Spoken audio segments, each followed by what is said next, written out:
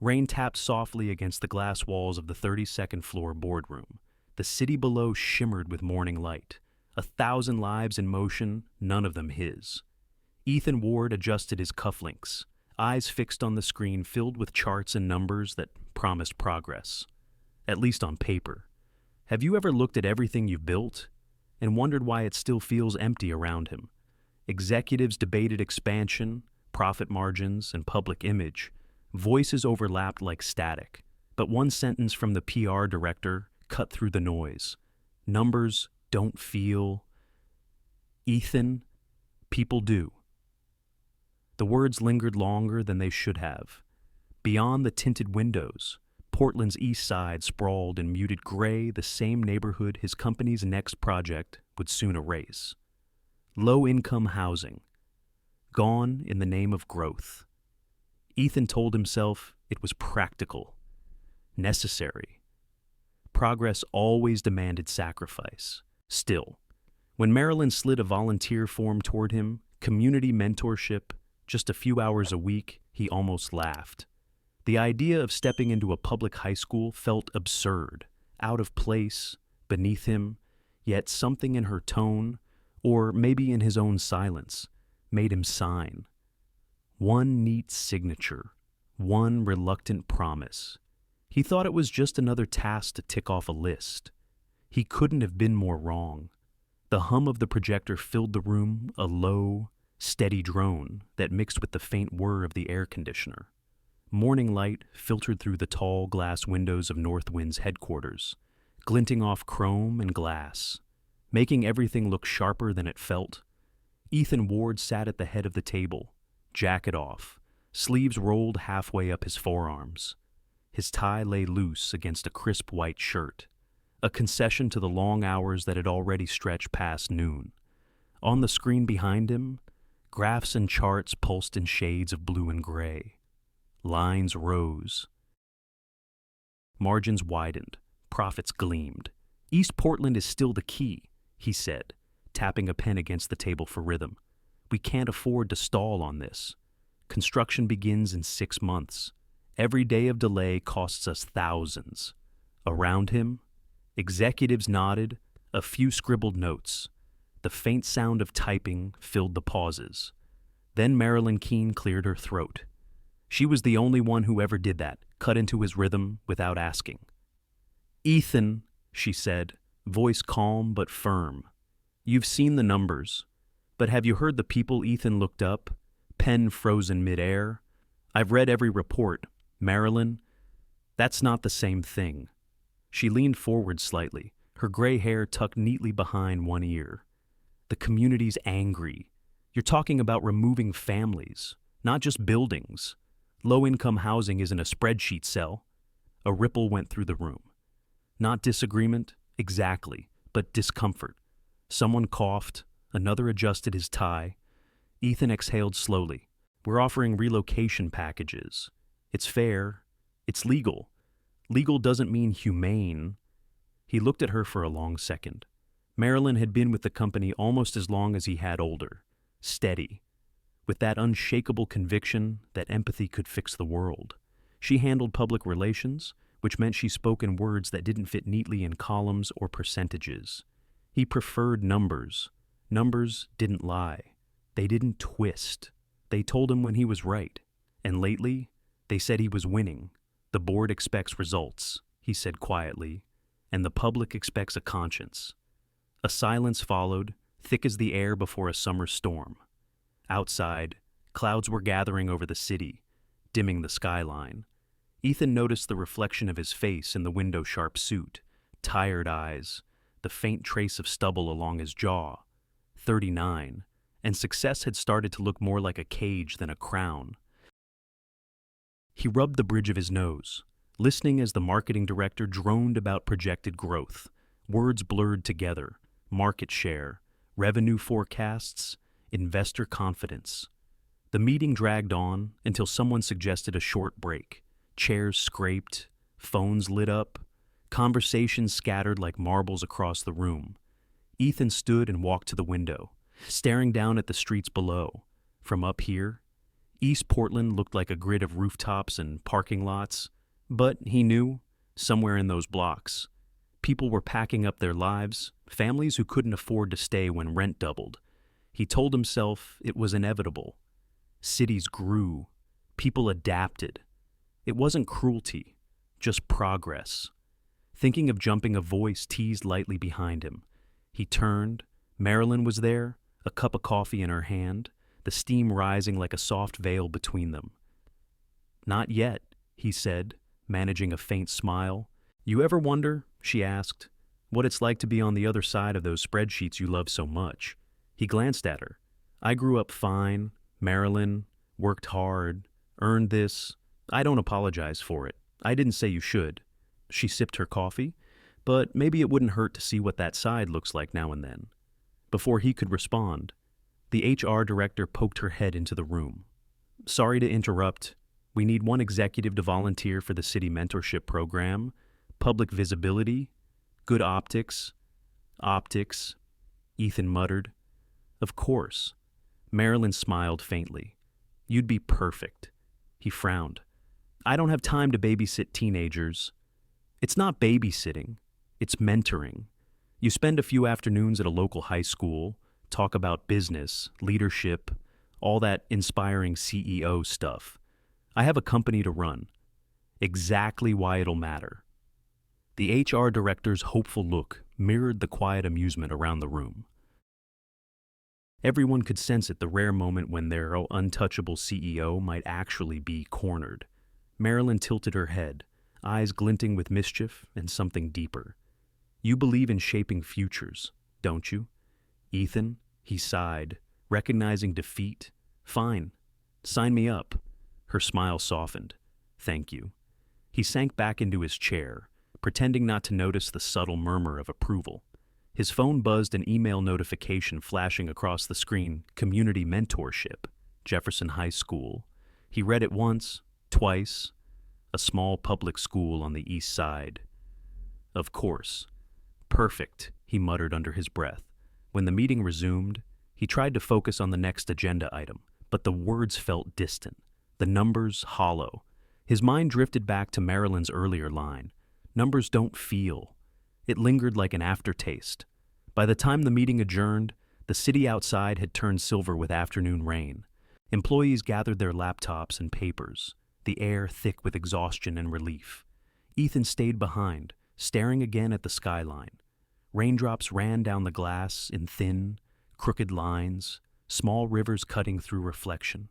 He imagined, for a moment, the sound of rain hitting metal roofs in East Portland, over homes soon to be gone. His chest tightened, though he couldn't name why. Marilyn appeared at the door again, umbrella in hand. "Don't be late for your first session," she said softly. "Kids notice when grown-ups don't show up." "I didn't agree to care, Marilyn, just to show up." She smiled, almost sadly. "That's usually how caring starts." He watched her leave, her heels clicking against the marble floor. The sound echoed long after she was gone. Ethan gathered his notes, slipped on his jacket, and headed for the elevator. The mirrored walls caught his reflection once more, composed, confident, untouchable. But behind the calm face, something faint stirred. Not quite guilt, not yet empathy. Just the first, fragile tremor of a thought he hadn't felt in years. That maybe, just maybe, not all losses could be measured in numbers. The elevator doors closed. Outside, the rain kept falling, and somewhere across the city, in a classroom he had never seen, a teacher named Claire Whitmore was preparing to meet him, unaware that both their worlds were about to shift.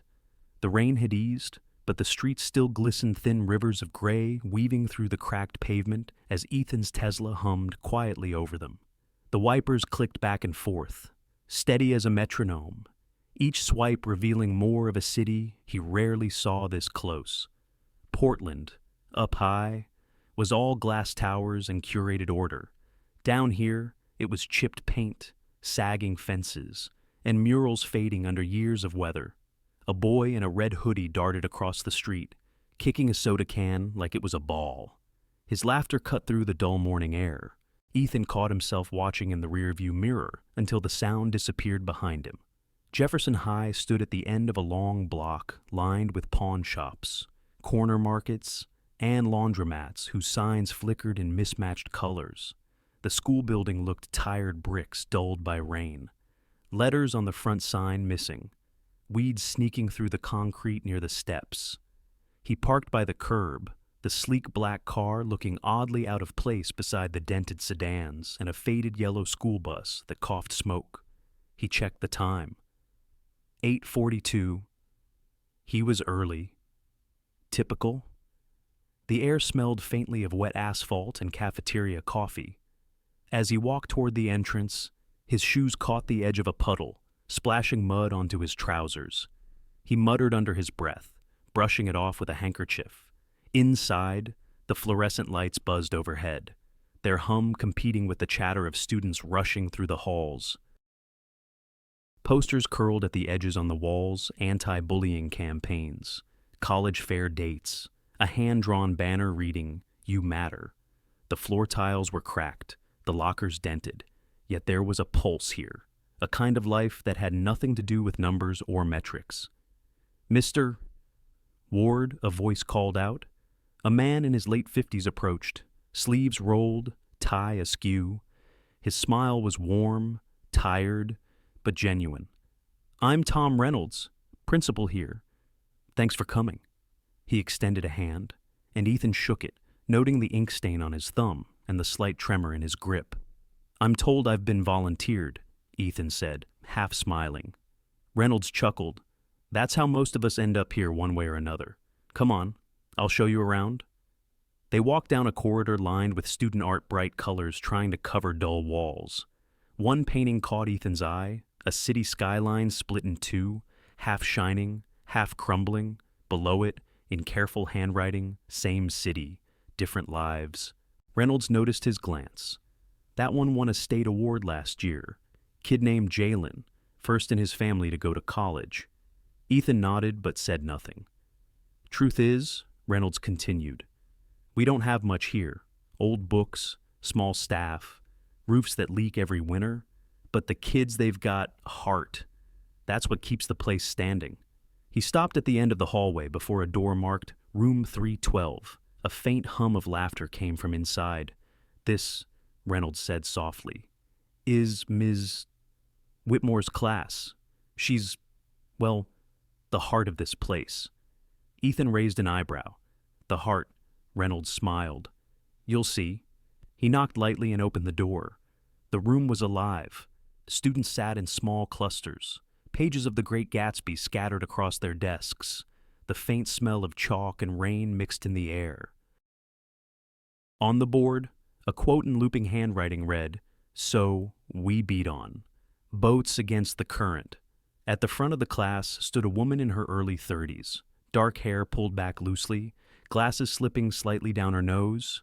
She was mid-sentence, gesturing toward a student. So if Gatsby believed in second chances, what does that say about the American dream? The student answered, and the room filled with discussion, honest, messy, alive. Reynolds waited for a pause, then spoke. "Claire, this is Mr. Ethan Ward from Northwind Industries. He'll be joining us for a few weeks in the mentorship program." She turned, and for a second, her gaze met Ethan's calm, curious, assessing. "Welcome, Mr. Ward," she said with a polite smile. "We're just discussing impossible dreams. Seems fitting." Ethan gave a small nod. "I'm not sure I have much to add to that." She tilted her head slightly. Not unkindly. "That's all right. We'll let you find your footing first." Reynolds clapped Ethan's shoulder. "I'll leave you in Ms. Whitmore's capable hands." When the door closed behind him, the noise of the hallway vanished, replaced by the quiet energy of the classroom. Ethan stood awkwardly near the back, hands in pockets, watching. The students debated Gatsby's wealth, ambition, and emptiness with surprising insight. Claire moved among them like a conductor not commanding, but guiding, drawing out voices one by one. He found himself studying her more than the lesson. Her voice was steady, warm, but with an edge of conviction that reminded him of someone, Marilyn. Maybe. Both women had that same belief that feelings could change facts. When the bell rang, the room dissolved into movement. Students packed bags, laughed, called out goodbyes. Claire erased the board slowly, turning toward him once the room had emptied. "Thank you for dropping in," she said, wiping chalk dust from her fingers. "Tomorrow, if you'd like, you can introduce yourself to the class. Tell them what you do." He hesitated. "I'm not sure they'd be interested in property development." "You'd be surprised," she replied. "They're curious about the world beyond these walls, even the parts that scare them." He nodded faintly, unsure how to respond. As he turned to leave, she added, 4 weeks. "Right. That's what the email said. Yes, 4 weeks, 16 hours total." Her smile was small, knowing. A lot can happen in 16 hours. Outside, the rain had stopped completely. Sunlight broke through the clouds in soft streaks, landing on the cracked parking lot and the peeling paint of the school's front steps. Ethan paused by his car, watching the students pour out, scattering like birds finally freed from a cage. He thought of Marilyn's words again. "Numbers don't feel?" He started the engine, the soft hum of the Tesla filling the silence. Just 4 weeks, he told himself. 16 hours. Nothing more. But as he drove away, he glanced once in the mirror. Through the classroom window on the second floor, a figure moved a woman writing something on the board again, the light catching the curve of her hair. Something about that quiet persistence stayed with him, even after the building faded in the distance. And for the first time in years, Ethan realized he was not looking forward to getting back to his office. The next morning came wrapped in a pale, heavy mist. Portland had that way of feeling both awake and half asleep at once. Ethan parked by the curb again. The same cracked asphalt, the same tired facade of Jefferson High, but something felt different. Maybe it was the faint hum of voices spilling from the open windows, or maybe it was the strange pull of curiosity that had followed him since yesterday. Inside, the hallway smelled faintly of pencil shavings and rain-soaked jackets. A janitor pushed a squeaky cart past him, nodding politely. Ethan nodded back, clutching the visitor badge clipped to his coat like a shield. Room 312 waited at the end of the corridor. He could already hear her voice before he reached it steady. Alive, with that unmistakable cadence of someone who loves what they do. He glanced at his phone. 8:01, just 1 minute late. Still, as he pushed the door open, every head turned. Claire Whitmore stood by the chalkboard, a stick of white chalk between her fingers. She didn't stop speaking, but her eyes flicked toward him, sharp, calm, unflustered. "Mr. Ward," she said, without missing a beat. "How thoughtful of you to join us. We were just discussing time and how Gatsby spends years chasing something that might never have existed." A quiet ripple of laughter went through the class. Ethan gave a polite half smile, slipping into a seat near the back. "Traffic," he muttered. She arched an eyebrow. "In Portland. At 8 a.m. How tragic." The students laughed again, and Ethan couldn't help but grin this time. Touché. Claire turned back to the board. "All right, let's continue." Chapter 8. Gatsby's Dream. What drives him? Is it love, or is it illusion? A boy with a buzz cut raised his hand. Maybe it's pride, like he can't handle losing. "Interesting," Claire said, nodding. "Anyone else?" A girl in a denim jacket spoke up. "I think it's emptiness, like he filled his house with parties, but he was still alone." Ethan shifted in his seat, listening despite himself. There was something raw in their answers, unpolished but real. No jargon, no spreadsheets, just truth, straight from the gut. Then his phone buzzed, an email notification. Reflex took over, his hand went to his pocket, screen lighting up under the desk. "Mr. Ward." Claire's voice broke through, gentle but firm. Unless that's Gatsby himself texting you from the beyond. I'd appreciate your full attention. A ripple of laughter again. Ethan looked up, caught mid-scroll, and for the first time in years, felt his face warm. Apologies, he said quietly, locking the phone. Old habits. Understandable, she replied, her tone softening. But here, the habit is listening. Something about the way she said it, not as a reprimand, but as an invitation, made him straighten in his chair. She moved closer to the windows, where the light cut through the gray clouds in thin, golden streaks. You see, she continued, Fitzgerald wasn't writing about parties or money. He was writing about longing, the space between what we have and what we wish we could hold. A hush settled over the room. Even the restless ones stopped fidgeting. Claire picked up a worn copy of The Great Gatsby, its spine cracked from years of use. She opened to a page and read aloud, her voice steady but tender.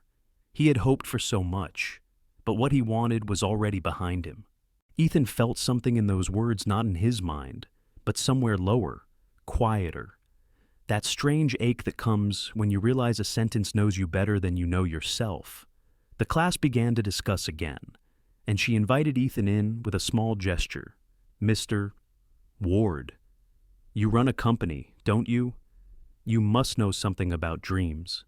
He hesitated.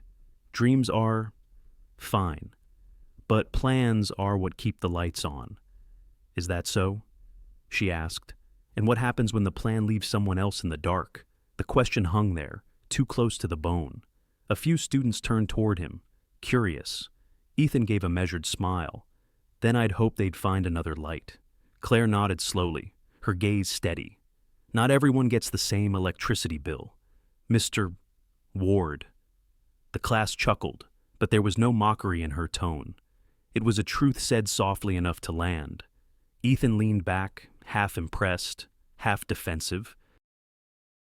He couldn't remember the last time someone had challenged him without raising their voice. The conversation drifted on. The students debated, their voices rising and falling like the tide. Claire moved among them, kneeling beside a desk here, smiling there, guiding without steering. Ethan watched her, noticing the way she listened not to respond, but to understand. He wondered what that kind of patience cost a person. When the final bell rang, the students packed up in a rush, backpacks slung, papers shoved into folders, chatter spilling into the hallway. Claire wiped the board clean, her sleeve smudged with chalk. Thank you for joining us, she said, turning toward him again. You survived your first day. I think I was the one being mentored, he admitted. Her eyes softened. It happens more often than you'd think. She placed the chalk back on the ledge, brushing her palms together. You know, we were talking earlier about what people chase. Gatsby wanted love. Some chase wealth, others chase meaning. The funny thing is, she paused, looking at him directly. Sometimes it's the ones who think they have everything who are missing the most. The words landed quietly, without accusation, just truth, plain and gentle. Ethan didn't reply. He just nodded, the silence between them stretching like an invisible thread. Outside, the hallway had emptied, leaving only the faint echo of lockers closing and footsteps fading down the stairs. The sunlight had turned warmer now, spilling across the chalkboard, illuminating the last line she'd written before erasing it. Hope is the hardest thing to let go of. He stood there a moment longer, unsure why he couldn't make himself leave. When he finally did, the echo of her voice followed him down the corridor, calm, steady, unshakably human. And though he'd never admit it out loud, part of him knew that this woman, this teacher with chalk on her fingers and conviction in her eyes, had just altered the quiet rhythm of his world. He didn't know how, not yet. But he felt it. By the end of the week, Ethan had learned that Jefferson High moved at its own rhythm, slower, looser, but somehow more alive than the polished precision of Northwind's boardrooms. The hallways smelled faintly of dust and pencil lead. Bells rang 5 minutes late. Students spilled from class to class like wind-blown leaves. He sat through 3 of Claire's lessons that week, always at the back of the room, always pretending not to notice how easily she commanded attention. On Thursday morning, the gray sky outside pressed low, heavy with unfallen rain. Inside room 312, Claire was leading another debate about The Great Gatsby. Today's topic was illusion, what it hides, and what it reveals. She stood by the window, chalk in hand, while students filled the air with questions and half-formed opinions. Gatsby built his mansion, she said, drawing a quick sketch on the board, not for himself, but for the version of himself he wanted the world to see. The parties, the lights, the champagne, all mirrors. What happens when you live inside a mirror long enough? A girl in the front row raised her hand. You stop knowing what's real. Exactly. Claire smiled. You forget that the reflection isn't the person. Ethan found himself listening more closely than he meant to. Her tone was calm but insistent, like someone coaxing truth out of stone. He noticed the faint smudge of chalk on her wrist, the way her hair slipped loose whenever she gestured too broadly. Everything about her was unpolished, but certain something he hadn't seen in years. When a student asked for his opinion, he hesitated. I suppose, he began, we all wear masks. In business, image is part of survival. You can't just be honest and expect to stay afloat. Claire turned toward him. And what does that cost you? Mr. Ward. The room went still. The students looked between them, sensing the shift. He met her gaze, steady but guarded. It costs what it costs. The world rewards results, not intentions. She studied him for a long second before turning back to the board. Maybe, or maybe it rewards whoever can tell the prettiest lie. The class murmured, half amused, half stunned. Ethan couldn't tell if she meant it as a jab or a lesson. Maybe both. After the bell, the students filed out in clusters, their voices echoing down the hall. Claire stayed behind, erasing the board with slow, thoughtful strokes. Ethan lingered by the door, unsure why. Quite the performance, he said finally. You're not afraid to challenge your students? Or you, she replied lightly, still facing the board. He crossed his arms. You think I'm the villain here, Claire turned, leaning against the desk. Her expression was calm, but not kind. I think you represent a kind of power most people in this neighborhood will never have. And maybe you don't realize the weight of that. He bristled. I'm here, aren't I? Giving my time? Doing the mentorship thing? Yes, she said softly. But you're still detached. You walk in, observe, and leave. Nothing touches you. It's like you're studying a foreign species. Her words hit harder than he expected. Maybe I prefer to stay objective, or safe. The silence stretched. Outside, rain finally began to fall, light at first, then steady as soft percussion against the window panes. Claire looked past him toward the gray blur of the courtyard. Progress isn't just about building new things, Mr. Ward.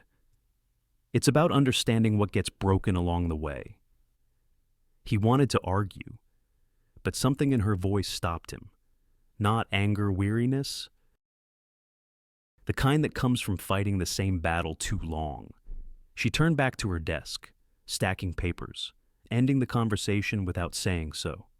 Ethan hesitated, then spoke quietly. You think I don't care about consequences. Maybe you're right. Maybe I've spent too long turning people into data, but I didn't come here to be judged. Claire looked up, eyes steady. Then why did you come? He opened his mouth, but no answer came. She didn't press. She simply nodded, as if she already knew. For a moment, the only sound was the rain. When he finally left the room, the hallway felt different, quieter, almost expectant. He walked past the student mural again, the one that split the city in two. Same skyline, different lives. He stopped this time, really looking at it. The colors seemed sharper, the crack in the paint deeper. He ran his thumb along the edge of the canvas. Outside, his Tesla gleamed under the wet sky. But for once, it didn't look impressive. It looked lonely. He sat inside, engine humming, watching raindrops chase each other across the windshield. Claire's words played on a loop in his head. Detached, safe, broken things. He thought of East Portland, the project, the plan, the people he'd never met. Maybe they were just numbers to him, because it was easier that way. Maybe that was the illusion he'd built a world where impact didn't hurt if you didn't look too closely. For the first time, he didn't feel certain he believed his own logic anymore. Back at Northwind, the office lights would be glowing sterile, bright, indifferent. Here, in this damp parking lot, something warmer flickered instead, a discomfort that felt suspiciously like recognition. He stayed until the rain began to fade, until the school doors locked behind the last teacher, until the only light left was the faint glow from room 312. Through the glass, he could see her silhouette, still grading papers, head bent under the soft yellow lamp. Admiration mixed with irritation in his chest, a strange, stubborn tug he couldn't name. He started the car but didn't drive. The wipers moved once, then stopped halfway, leaving a thin arc of clear glass framing her light. For a long moment, he just sat there, watching, and somewhere between the sound of rain and the quiet hum of the engine, Ethan Ward, the man who believed numbers never lied, began to suspect that maybe they never told the whole truth either.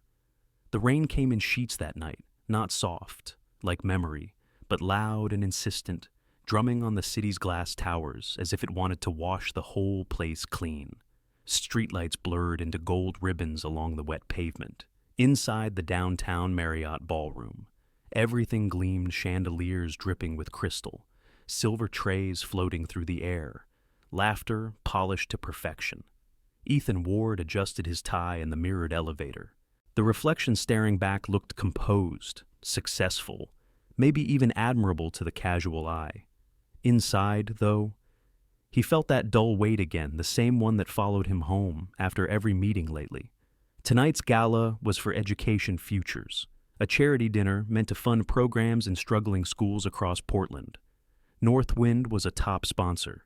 He was expected to shake hands, give a short speech, and look like a man who believed in change. Outside the ballroom, guests in sequined gowns and sleek tuxedos mingled under the soft hum of a jazz quartet. Champagne flutes clinked. Conversations floated on practiced smiles and the faint scent of expensive perfume. Ethan scanned the room, recognizing the same donors who'd applauded his expansion plans 2 months ago, the same ones who would toast to community outreach tonight, then forget the names of the neighborhoods by morning. He sighed and headed for the bar. Behind the counter, a woman in a midnight blue dress was arranging glasses, her movements quick but graceful. She didn't wear a staff badge like the others, just a small silver pin and a calm expression that didn't match the chaos around her. Her hair fell loose over her shoulders, soft waves catching the dim light. Contacts replaced her usual glasses, turning her eyes a vivid hazel. Ethan didn't recognize her. "Evening," she said, voice warm but lightly teasing. "You look like a man debating between staying or escaping." He smiled faintly. "Is it that obvious?" She shrugged. "Most people here either love the spotlight or need a drink to survive it. You seem like the latter. Guilty." He nodded toward the bottles behind her. "What do you recommend for surviving polite hypocrisy?" "Whiskey. Straight." She poured a glass and slid it across the bar. "For honesty?" He took a sip. It burned, in a good way. "You don't seem like the average bartender?" "Not officially." Her lips curved. "I'm filling in for a friend, assistant by title, everything by necessity. Meaning. I have student loans and rent that don't care much for titles." Her tone was matter of fact, not bitter. Ethan found himself intrigued. "So, what's your real job?" She hesitated for half a second, eyes flicking to the crowd. "Event assistant," she said finally. "Clara Winslow." She extended a hand. "Ethan Ward." He shook it. Her grip was firm, confident. "Yes," she said, as if testing the name on her tongue. "I've heard of you. The man who turns old buildings into something shinier. Depends who you ask." He took another sip. Some call it progress, and some call it displacement. Her tone was mild, but the words landed sharp. Ethan looked up, half amused, half defensive. You don't hold back, do you? Why should I? I'm just a name on a temporary badge. She smiled, softer now. Besides, conversations are boring when everyone agrees. The band shifted to a slow tune, a saxophone that seemed to melt into the rain outside. Around them, laughter rose like the clinking of glass. Yet for a moment, Ethan felt oddly still, grounded in the quiet defiance of this woman's gaze. You really think people here don't mean what they say, he asked. She tilted her head. I think they mean it in the moment. They just forget when it's inconvenient. He thought about Marilyn's words. Numbers don't feel. Maybe this woman had the same kind of inconvenient truth in her. Tell me something, he said. If you could change one thing about all this. He gestured toward the glittering room. What would it be? She looked around, eyes scanning the donors, the banners, the small army of staff moving unnoticed through the crowd. I'd make people stay long enough to see what happens after the applause. Ethan studied her, the way her expression softened when she said it. That's remarkably cynical. Realistic, she corrected. Cynicism gives up. Reality just stops pretending. He laughed quietly. You're very sure of yourself, Miss Winslow. Only when I'm right. Something electric lingered in the air between them. Not romantic, not yet. Just the spark of two minds colliding. A guest nearby tapped his shoulder. Ethan, we're about to start the auction. You're up after the keynote. Of course. He straightened, finishing his drink. Duty calls. Don't let them make you sound too generous, Clara said, eyes glinting. I'll do my best to sound moderately sincere. She smiled. Honesty suits you better. As he walked toward the stage, he caught himself glancing back. She was already busy again, refilling glasses, slipping through the crowd like a shadow. But her voice echoed in his mind. Make them stay long enough to see what happens after the applause. He gave his speech, polished, brief, appropriate. People clapped, cameras flashed. He shook hands, smiled, pretended not to see the fatigue in the event workers' faces. Later, as the night thinned and the rain softened to a mist, Ethan found her again near the service exit, pulling on a coat that had seen better days. Leaving already, he asked. Early shift tomorrow, she said. You know, real life. He chuckled. You ever get tired of balancing both worlds? She looked at him, thoughtful. I don't think there are two worlds, just one world with different lights. You stand under the bright ones. I work in the shadows. But we're all trying to see something clearly, aren't we? He didn't know what to say to that. They stood there in silence, the sound of rain filling the gaps. Her hair caught the light, darker now, almost black against her pale skin. Maybe next time, she said softly, you'll stay past the applause. Before he could respond, she slipped into the rain, her umbrella folding open like a dark bloom. He watched her walk away, confident, unhurried, her dress glimmering faintly with each step. Something about her lingered, the calm in her defiance, the ease in her honesty. He didn't even realize until much later that he'd never seen her name on the guest list, that he'd shaken her hand, shared a drink, and left believing she was someone new, not knowing he'd already met her once before, under fluorescent lights and chalk dust. The woman who had told him. Sometimes it's the ones who think they have everything who are missing the most. Now she had another name, another light, and somewhere between rain and whiskey, Ethan Ward. The man who never noticed faces twice found himself hoping he'd see Clara Winslow again. The city smelled like wet concrete and lilac that night. A soft drizzle floated under the streetlights, catching the glow like falling dust. The gala had ended hours ago, but the music still hummed faintly in Ethan's mind, slow jazz, half memory, half echo.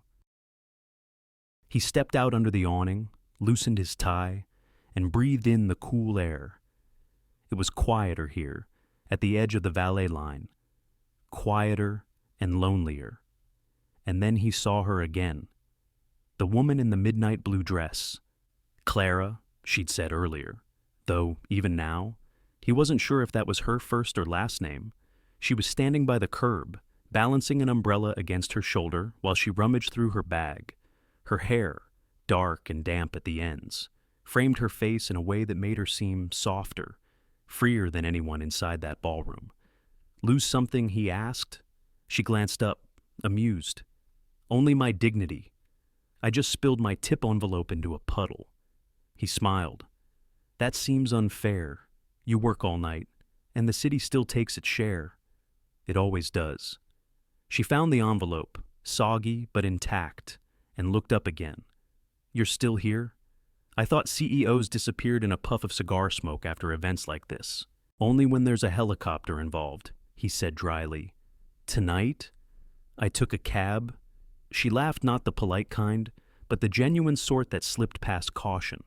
The sound surprised him. Maybe because it was rare, or maybe because it felt unguarded. They stood there for a moment, two people who technically belonged to the same evening, but completely different worlds. Rain whispered against the pavement. Somewhere down the block, a saxophone played through an open bar door, the same song the band had finished with inside. "Do you ever get tired of it?" she asked suddenly. "Of what? The suits, the speeches, the pretending that money can fix what people broke?" Ethan hesitated. "You're assuming we don't try?" "I'm not saying you don't," she said, looking at him carefully. "I'm saying you try from a distance. That's different." Her words weren't cruel, just steady. She had a way of saying things that made them hard to dodge. He looked away toward the rain-lit street. "Distance keeps things clear." "Maybe," she said softly. "Or maybe it keeps them blurry." For a moment, they said nothing. The silence between them wasn't awkward, just honest. A kind of quiet that made every word afterward carry more weight. "Where did you learn to talk like that?" he asked finally. She smiled. "Books, late nights, conversations with people who don't listen much but talk beautifully." He raised an eyebrow. "Are you describing me?" "Not yet," she said, with that same half smile. He chuckled. "You have a sharp tongue, Clara Winslow. It's cheaper than therapy." He laughed again, shaking his head. "Fair enough."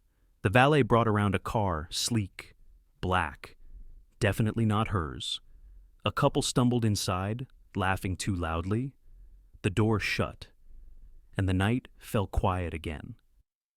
"Can I offer you a ride?" he asked, half out of courtesy, half because he didn't want the moment to end. "I'm fine. I live nearby," she said. "Besides, it's easier to walk when you're still thinking. What are you thinking about? Whether anyone in there actually believes what they said tonight." She adjusted her umbrella, eyes distant. "They all talk about education like it's a charity." "It isn't. It's survival." He nodded slowly. "You sound like someone who's lived it."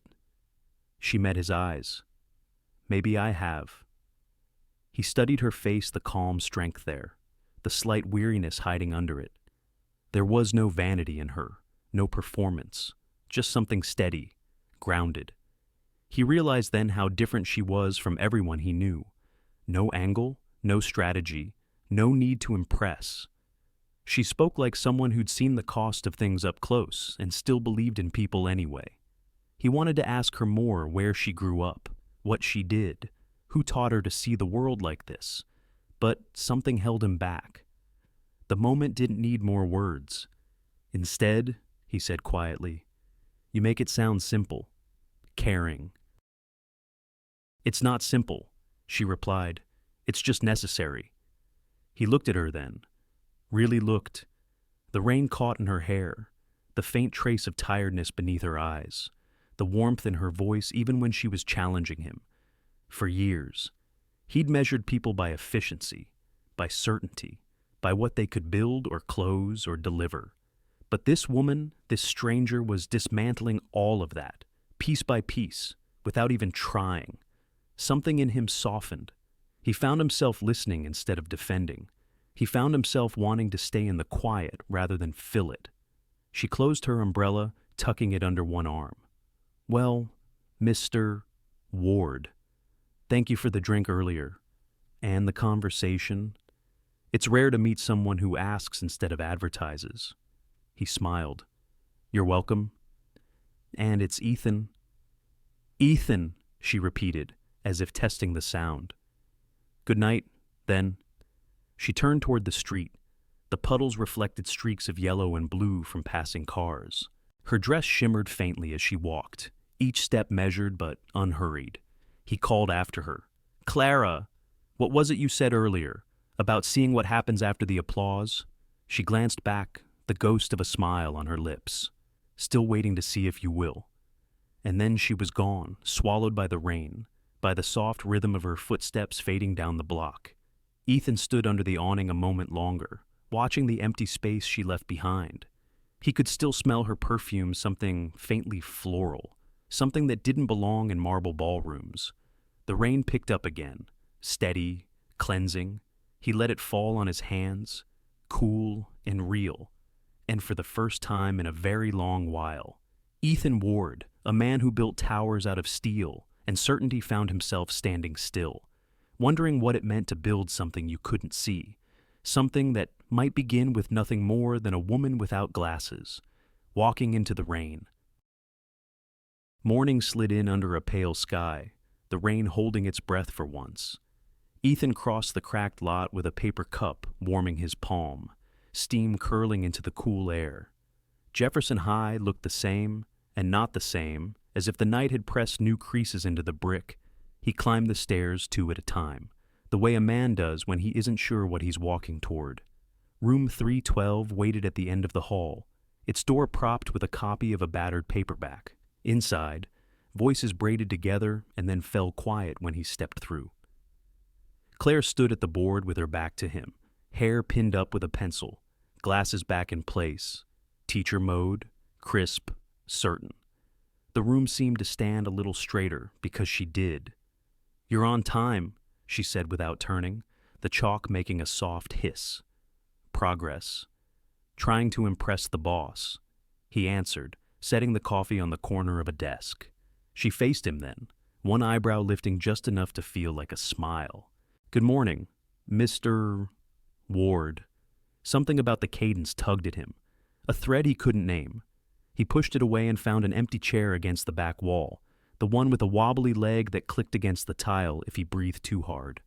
"Today," Claire said, pushing her glasses up with the side of her hand. "We're taking Gatsby out of the mansion. What happens when his dream collides with everyone else's rent?" A few groans, a few laughs. A boy in a ripstop jacket called out, "Sounds like Portland." "Exactly," she said, pointing the chalk like a conductor's baton. "Pair up. One of you argues for expansion, one argues for the people it displaces. Make it real." Chairs scraped, papers shuffled. The room became a soft storm.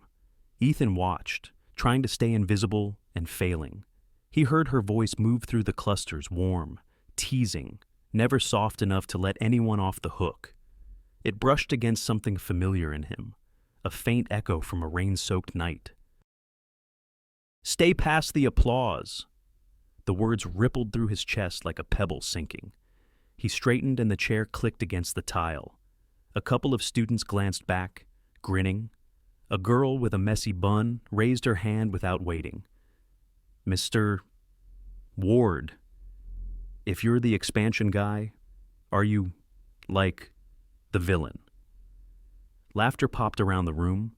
Ethan lifted a hand in mock surrender. "Depends on the movie, or the rent," a boy added under his breath. "Not mean, just honest." Claire's look drifted to Ethan. Gentle, measuring, "Mr. Ward's here to help us think, not to be the punching bag." Yet, the class chuckled and eased. Debate started and stalled and started again. A trio near the windows argued about jobs gained versus families uprooted. A quiet kid with ink-stained fingers said the map didn't show his grandmother's porch. Another drew a quick sketch of a corner store and wrote home above it in block letters. Ethan listened more than he spoke. He felt the old reflex defend, correct, steer flare, and then fade. The hum of the room lulled the edges of his certainty. He watched Claire lean over a desk, listening with her whole face, and wondered how a person could be so firm and so gentle at once. The glasses changed her, he thought. Or maybe they changed him. With them on, she was all angles and focus, a lens the world sharpened through. Without them, he swallowed. Without them, she'd been something else entirely. Not softer, just unguarded. He could still see the rain glinting on her hair, hear the way honesty suits you better had slipped between them like a secret. Mr. Ward Claire was closer now, the chalk dusting her fingertips. Would you take this side?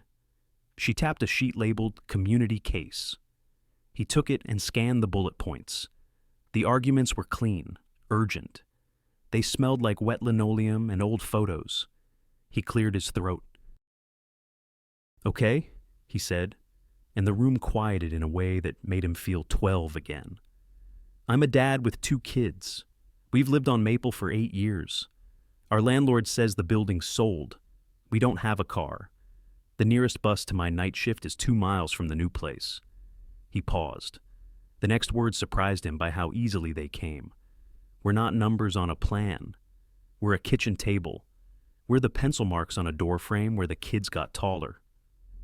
A small silence fell. Someone tapped a pen. Someone else whispered, "Dang." Claire's eyes softened. "Thank you," she said, quiet as a hand on a shoulder. He nodded and looked down at the paper to hide the heat in his face.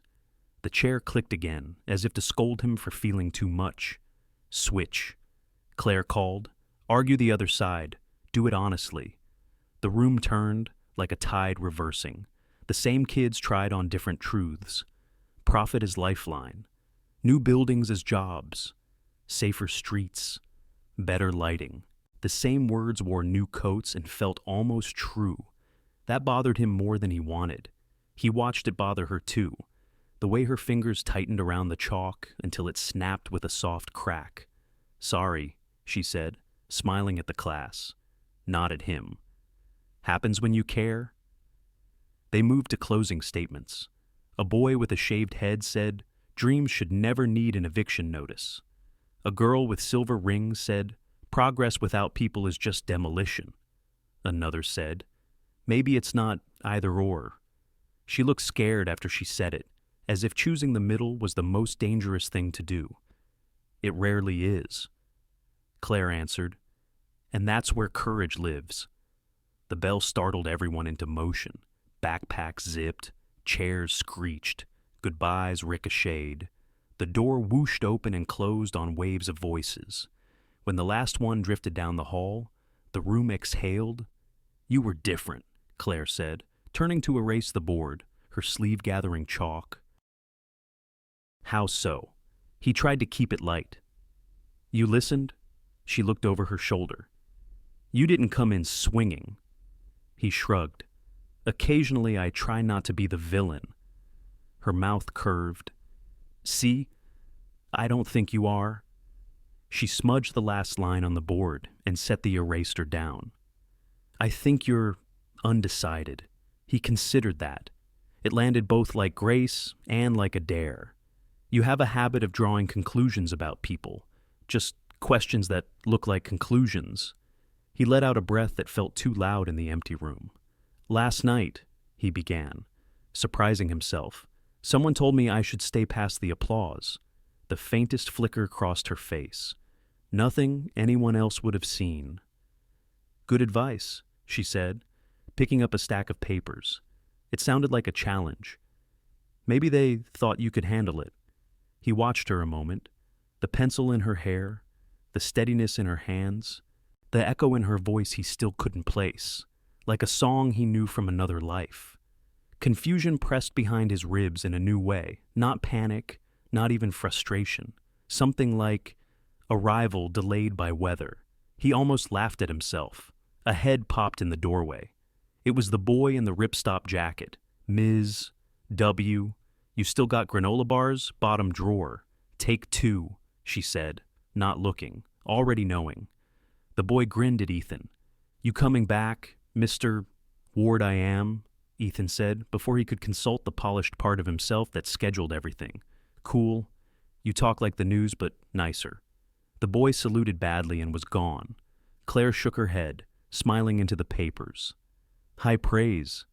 "It is?" Ethan reached for his coffee, now cold. He didn't drink it. "You know this place better than anyone." "I know their names," she said. "That's a start." He wanted to ask her about the nights, about second jobs and rain-wet dresses, about the person who had stood under a streetlight and made the world feel simple by telling the truth.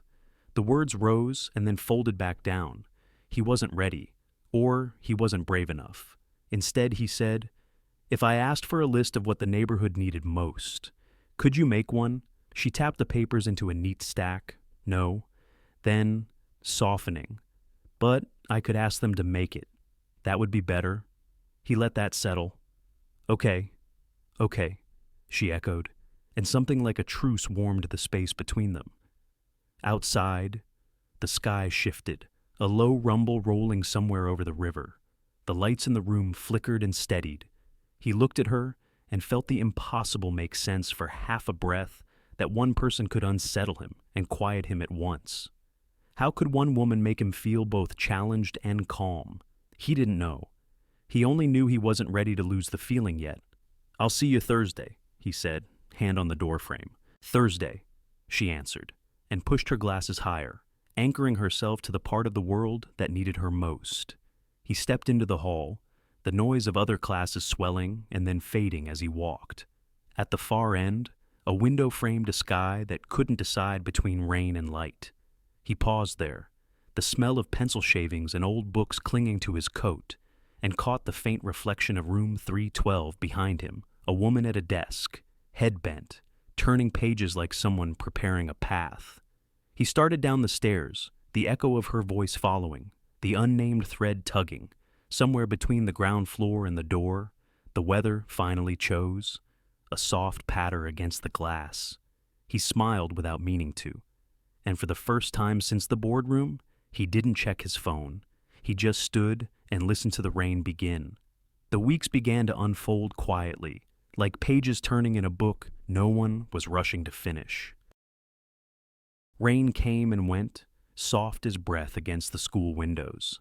Ethan started showing up early, coffee in one hand, a small box of pastries in the other. The first time he brought them, the students stared like he'd walked in speaking a foreign language. By the third week, they were waiting. He never announced it, never made a show of generosity.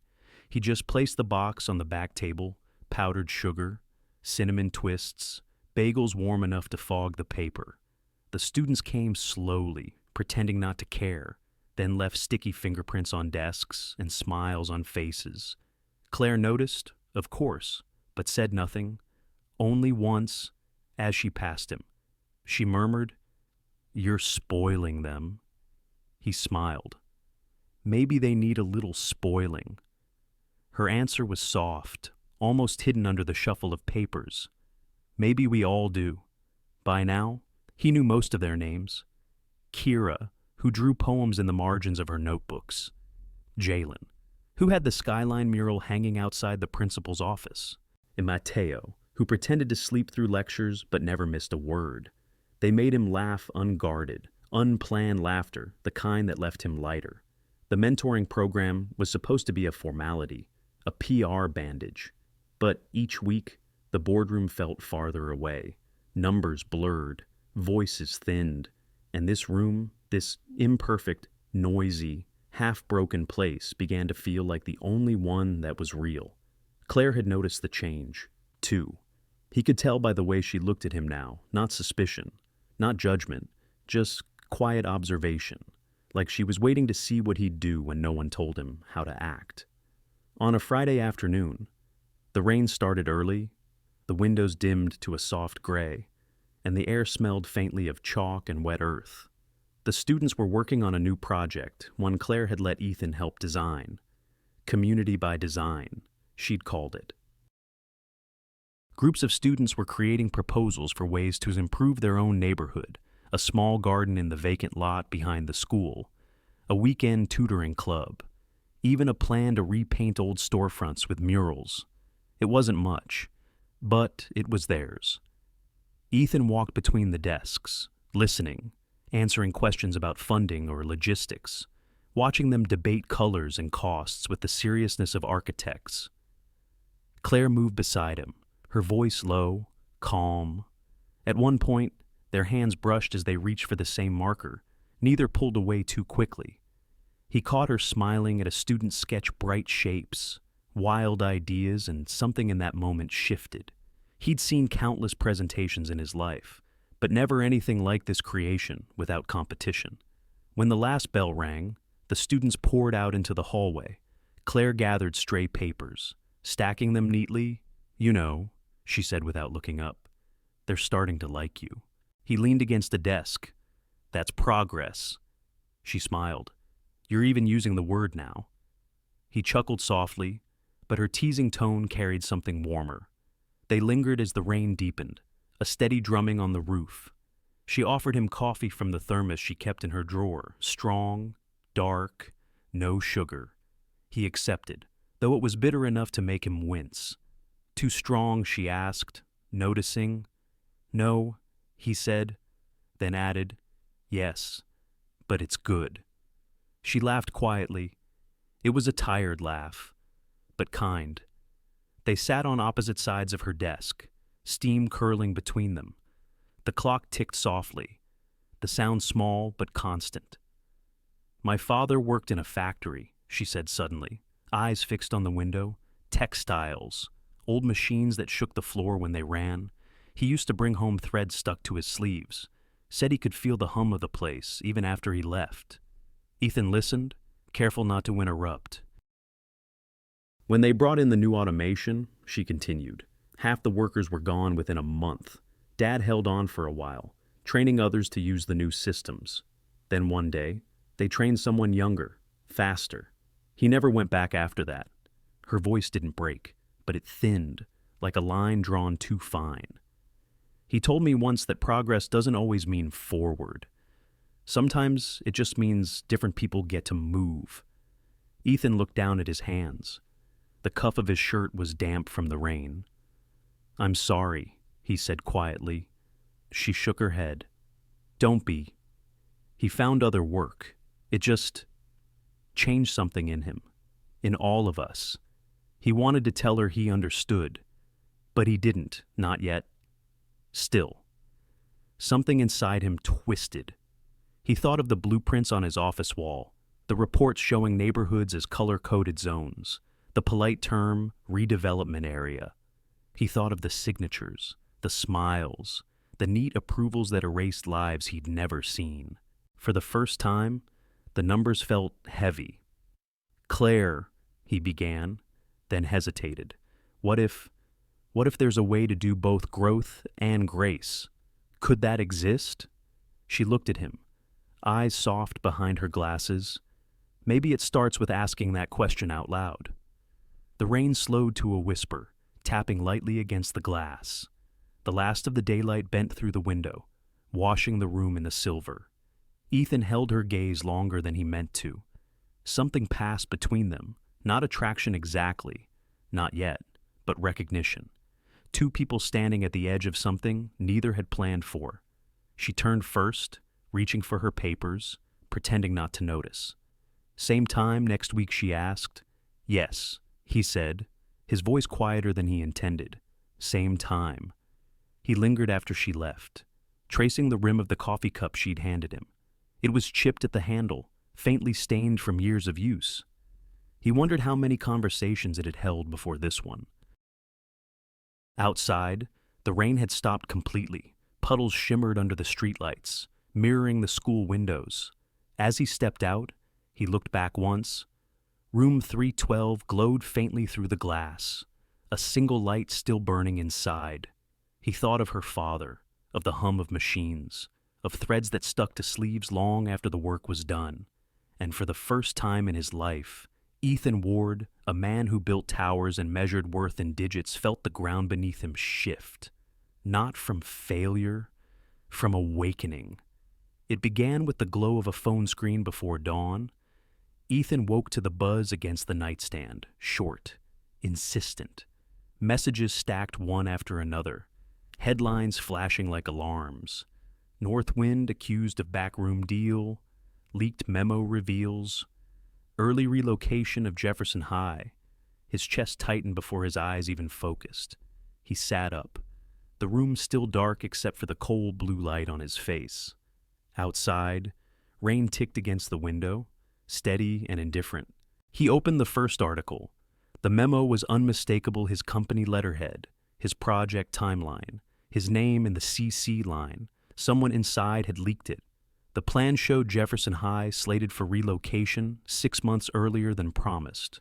The neighborhood redevelopment pushed forward without new housing secured. The words hit him like glass. He scrolled again, reading sentences that felt like knives. Northwind breaks trust. Corporate expansion at the cost of community stability. His coffee went cold beside him as the city woke up in outrage. On every news feed, photos of the school flashed cracked walls, graffiti, smiling students the same faces he'd come to know. By noon, protesters had gathered outside Northwind headquarters. Posters against the rain, Save Jefferson High, people, not profit. Their voices rose through the glass walls of his office like a tide. Marilyn Keene burst through the door without knocking. Her usual calm was gone. "You saw it," he nodded, eyes still fixed on the screen. "Who leaked it?" "We're checking," she said, closing the door behind her. "Doesn't matter right now. The board's in emergency session." "Ethan!" "They're furious. They're saying you knew." He looked up sharply. "I didn't. That timeline was preliminary, a draft. I believe you." She ran a hand through her hair, voice lower now. "But the optics are terrible. The public's going to think you lied. The board might revert to the old plan, cut the mentorship program, abandon community negotiations altogether." The air felt thin. "They can't. Not after everything we promised." Marilyn sighed. "They can, and they will, unless you do something fast. A statement, maybe an interview.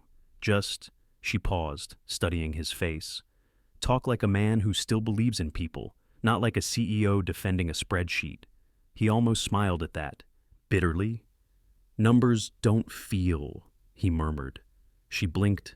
"What?" "Something someone said to me once." He pushed the phone aside, the glow fading from the desk. "Cancel my meetings this afternoon. I need time to think." When she left, the silence swelled again. He sat at the edge of his desk, hands folded, eyes unfocused. The floor-to-ceiling windows showed a blur of gray city. Somewhere out there, Claire would see the same headlines. Her students would see them too. And what would they think, that he was just another man in a suit, making promises and breaking them when convenient? He closed his eyes. For the first time in years, he didn't feel powerful. He felt small. Across town, room 312 buzzed with whispers instead of laughter. Phones lit up under desks, the news impossible to hide. Claire's heart sank as she read the words herself. Northwind Fast Tracks Project. Jefferson relocation imminent. Her fingers tightened around the phone until it dimmed. Around her, students asked questions she couldn't answer. "Ms. Whitmore, does this mean we're losing the garden? What about the art project? Are they really moving us?"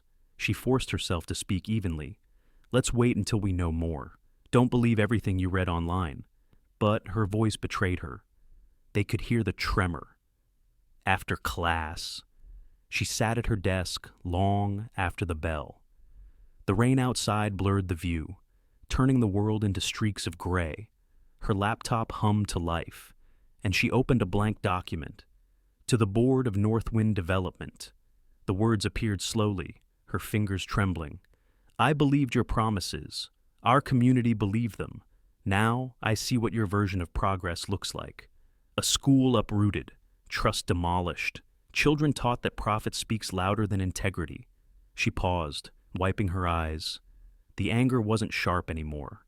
It was weary, old, the kind that settled deep in the bones, If your CEO ever meant what he said to our students, I hope he remembers what this feels like to be the collateral damage of someone else's progress. She saved the letter, but didn't send it. Not yet. The clock ticked, rain thickened. Somewhere in the hallway, a door slammed, echoing like a heartbeat. That night, Ethan sat alone in his penthouse, lights dim, jacket draped over the back of the couch.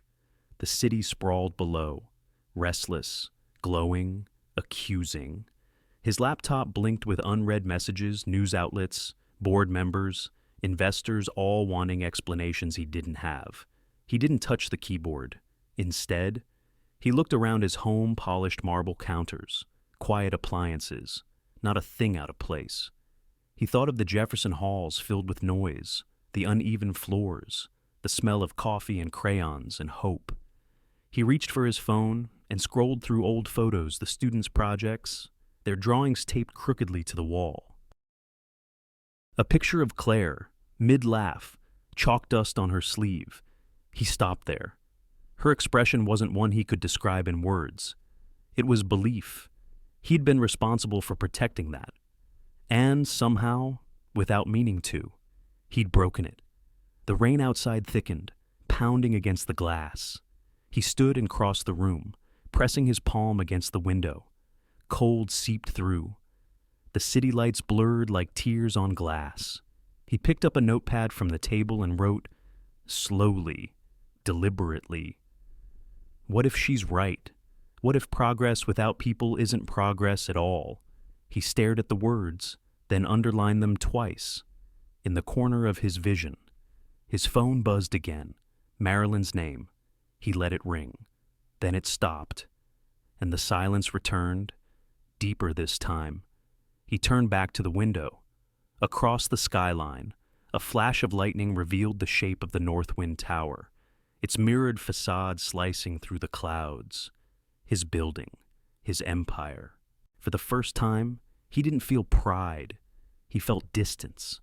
He thought of Claire's father, a man he'd never met, but somehow knew now through her voice, through the ache she carried when she spoke of him. He imagined the man's hands, strong and worn, building something that had outlasted his job title, something invisible but human. The clock on the wall ticked past midnight. The storm softened into drizzle. Ethan took a breath that felt heavier than it should have. Tomorrow, he would face the board. He would face the press. But tonight, he faced himself, and that was harder. He folded the notepad shut and looked once more at the city. Somewhere beyond the rain, room 312 still stood. He pictured the light still burning inside, imagined her there, maybe still angry, maybe still hopeful. He whispered into the quiet, though no one could hear him. I'll fix this. The words hung there, fragile and human. Then he turned off the lights. The rain continued its slow rhythm against the glass, as if marking time for a man finally learning how to listen. The morning light came slow, gray and fragile. Portland was quiet after the storm, its streets still wet, the sky undecided between fog and sun. Ethan sat in his kitchen, a mug of untouched coffee cooling beside the morning paper. He hadn't slept much. The headlines from yesterday still pressed against his chest like stones. Northwind's name was everywhere. His name. The television hummed in the background low volume, more company than news. He barely listened until he heard her voice. Claire Whitmore, English teacher at Jefferson High, has spoken publicly about the controversy surrounding Northwind's redevelopment project. He looked up. The camera framed her from the shoulders up, professional, steady. The school hallway stretched behind her in soft focus, light flickering off the lockers. She looked calm, though he could see the tiredness around her eyes. The reporter asked, "Do you feel betrayed by Northwind's actions?" Claire paused before answering. Her hands were folded, fingers interlaced the same way she did when gathering her thoughts in class. "I think trust takes years to build and a moment to question," she said gently. "But I also think people are more than the mistakes they're caught in. I've seen Mr. Ward work with our students. I've seen the way he listens. I can't speak for his company, but I don't believe his heart was in the wrong place." Ethan froze. For a long moment, he couldn't breathe. The room seemed to narrow around the sound of her voice, soft, deliberate, familiar in a way that shouldn't have been possible. He turned up the volume, leaned closer. The interviewer thanked her. She smiled, polite but real, and the screen cut back to the anchor. But Ethan didn't hear the rest. He was still staring at that smile, the slight tilt of her head, the rhythm in her voice. It hit him like a memory uncoiling. The gala, the rain, Clara Winslow. He saw her again in that midnight blue dress, hair loose, laughter catching in her throat, the same cadence, the same warmth hidden behind wit, and now the same voice, stripped of the mask, carrying the same truth he'd felt that night without knowing why. Claire Whitmore was Clara Winslow. He sat back, the realization heavy and electrifying all at once. It made sense now, the familiarity he couldn't name, the echo in her tone, the way she'd looked at him sometimes, as if balancing two truths at once. He laughed once, a sharp breath that wasn't quite amusement. "Of course," he whispered. The coffee had gone cold, but he lifted it anyway, just to have something to hold. His hands were shaking. He thought of her at the gala, how she'd called out the hypocrisy of donors, how easily she'd seen through him, and how he'd been too blind to see through her disguise. It wasn't deception, not really. It was protection. A woman working two jobs, trying to make ends meet, refusing to let anyone pity her. And somehow, he'd been drawn to both versions, the teacher who challenged him and the stranger who reminded him how to feel. He set the mug down too hard. Coffee splashed across the table. He didn't wipe it up. His mind spun through every conversation they'd had since, every word that now sounded different in memory, her silences, her looks. The way she'd said, "Progress isn't always forward." He pressed a hand to his face. "God, Claire," he murmured, half in disbelief, half in awe. Across the room, the TV replayed her closing line. "I don't believe his heart was in the wrong place." That line landed deep. It wasn't just kindness, it was belief. Even now, after the leak, after everything, she had defended him, and he had failed her. The guilt settled in like a shadow at his back. Not for the leak itself, he hadn't caused that, but for everything that led to it. The blindness, the distance. The way he'd spent his career making decisions from so high up, he couldn't see the people below. He walked to the window. The city stretched out, glistening after rain, the North Wind Tower rising like an accusation.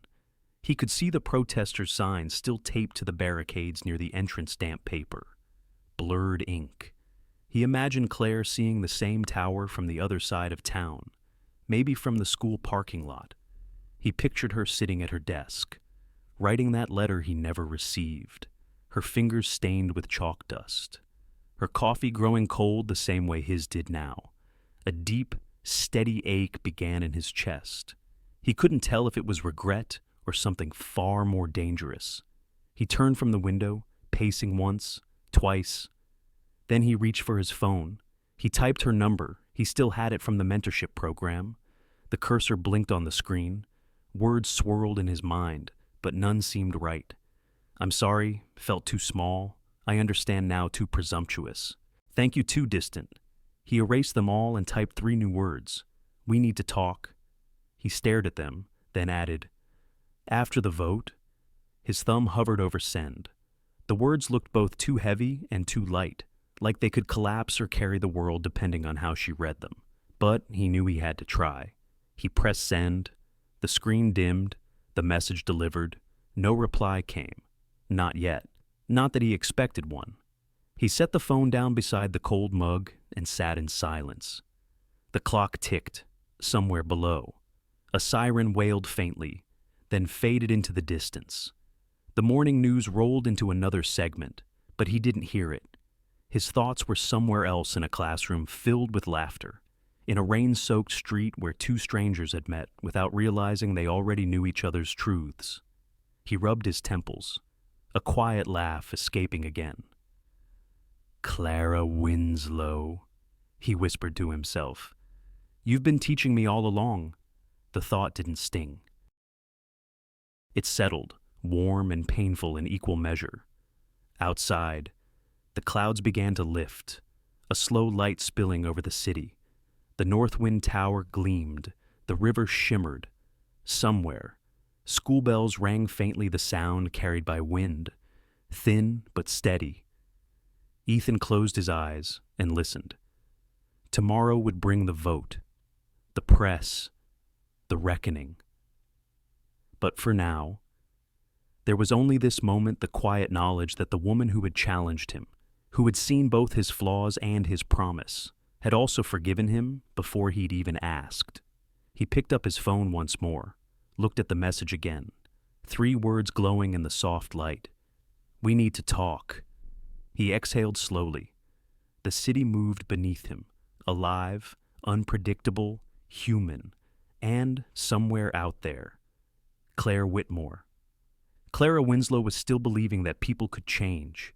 He intended to prove her right. The day ended slower than most. The air inside Jefferson High hung still, like the pause between heartbeats. Outside, the last of the students' laughter faded down the hallways, swallowed by the echo of closing lockers.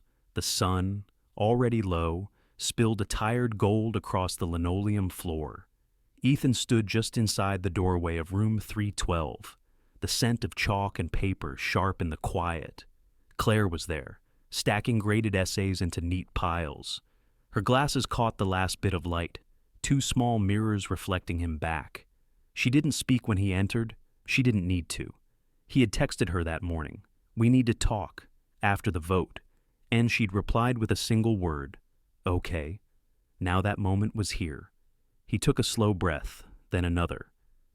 "I wasn't sure you'd stay." "I almost didn't," she said, not looking up. But curiosity won. He nodded, though she couldn't see it. "I suppose I deserve that." She placed the last essay on the desk and finally turned to face him. The glasses came off a small, deliberate act, but it felt like the air changed when she did it. Without them, her eyes were softer, but not weaker. They met his without hiding. "So," she said quietly, "was it true?" He hesitated. "About the leak, the memo, about everything." Her voice didn't rise. It didn't need to. The stillness in it carried more weight than anger could. He took a step closer, then stopped. "I didn't know they were accelerating the relocation. I swear I didn't. It was a draft, something that never should have left a boardroom. But it did. And I should have seen it coming." Claire crossed her arms. "That's not the part that hurt. Ethan." He frowned. "Then what is?" She tilted her head, studying him as if she were searching for the man she'd thought she knew. "You stood in this room, week after week, listening to my students talk about home, about losing what little they had. You saw what it meant to them. And still, your company kept a plan that erased all of that, even as a draft. How do you live with that possibility?" Her words hit like slow, precise blows, not out of cruelty, but truth. He tried to answer, and found none of the phrases he'd used in press statements or strategy meetings could help him now. "I didn't live with it," he said at last. "I ignored it." Silence. She set the glasses down on the desk. Between them. That's what privilege looks like. Ethan. Getting to ignore the damage until it has your name attached to it. He looked down. The floor. The light. The scratches in the desk, anything but her eyes. "You're right." Her brow furrowed, as if she hadn't expected him to say it. "That doesn't fix it." "No," he said softly. "But maybe it's a start." The clock ticked above them, steady and indifferent. Dust floated in the light, suspended between them. He lifted his gaze again. "I saw your interview." She raised an eyebrow. "I figured you might. You defended me." She gave a small shrug. "I told the truth. I said I didn't think your heart was in the wrong place. That's not the same as defending you. He almost smiled. You always did know the difference. Her lips curved, barely. Comes with the job. He took another step toward her. Why didn't you tell me that night at the gala? Why didn't you tell me who you were? Claire looked down at her hands, tracing the edge of a paper she didn't need to hold. Because I wanted one night where no one expected me to be anything. Not the teacher, not the fixer, just someone who could breathe. He nodded slowly. And when you saw me in class, I panicked, she admitted. I thought you'd laugh, or worse, pity me. So, I stayed silent. He let out a shaky breath. Was any of it real? She looked up sharply. Her eyes glistened in the half-light. All of it was. The only lie was my fear. The room went quiet again, the kind of quiet that holds its breath so it doesn't disturb something fragile. He closed the last bit of space between them, close enough to smell the faint trace of rain on her hair. I don't know how to make this right, he said, but I want to. I know, she whispered. That's why I'm still here. Her voice trembled, but not from weakness. It was the sound of someone standing on the edge of forgiveness, not ready to jump, but not walking away either. Ethan's throat tightened. He wanted to reach for her hand, to bridge that last inch of distance, but something in her posture held him back, a quiet boundary. Not cold, just careful. She glanced at the window, where dusk was settling into violet. The vote's tomorrow, isn't it? He nodded. Yes. They're giving me one chance to argue against the old plan, to convince them to keep their word. And if you lose. He exhaled. Then we lose the school. All of this. Claire looked at him for a long time, not searching, not judging, just seeing him. Finally, she said, then don't lose. Her tone wasn't commanding. It was faith, simple and unadorned, handed to him like a fragile thing he didn't deserve but couldn't refuse. He swallowed hard. You still believe in me. I believe in people, she said. You're one of them. The words landed between them like a soft chord. For a moment, nothing else existed. Not the headlines, not the votes, not the world waiting outside that door. Just two people, standing in a classroom washed in the last light of day, learning how to be honest again. She picked up her glasses, slid them back on, as if sealing the moment. You should go, she said gently. You have work to do. He hesitated. Claire, tomorrow, she said. After the vote, he nodded. Slowly, after the vote. He turned toward the door, his reflection stretching long across the floor. When he reached the hallway, he looked back. She was still there, standing by the window, one hand resting on the desk where her glasses had been. The fading sun caught in her hair, turning it to copper. He watched her just long enough to memorize the quiet strength in that small frame, the kind of strength that didn't demand attention, only respect. Then he left. Outside, the air was cool and smelled faintly of rain again. He loosened his tie, walked to his car, and paused before opening the door. The sky was dimming to indigo, the first stars shy but certain. He looked up, breathed in, and let the words repeat in his mind like a vow. All of it was real. He smiled small, tired, true. And for the first time in a long while, Ethan Ward didn't feel like he was running from something. He was walking toward it. Morning broke sharp and colorless, the kind of gray Portland light that made everything look like it was holding its breath. The glass facade of Northwind Tower reflected the clouds like a promise that hadn't decided whether to keep itself.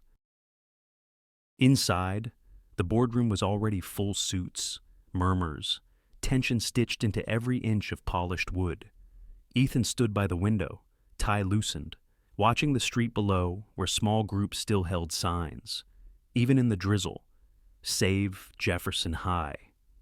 The words blurred through the rain. Marilyn slid into the seat beside him. She looked tired, but composed. Always composed.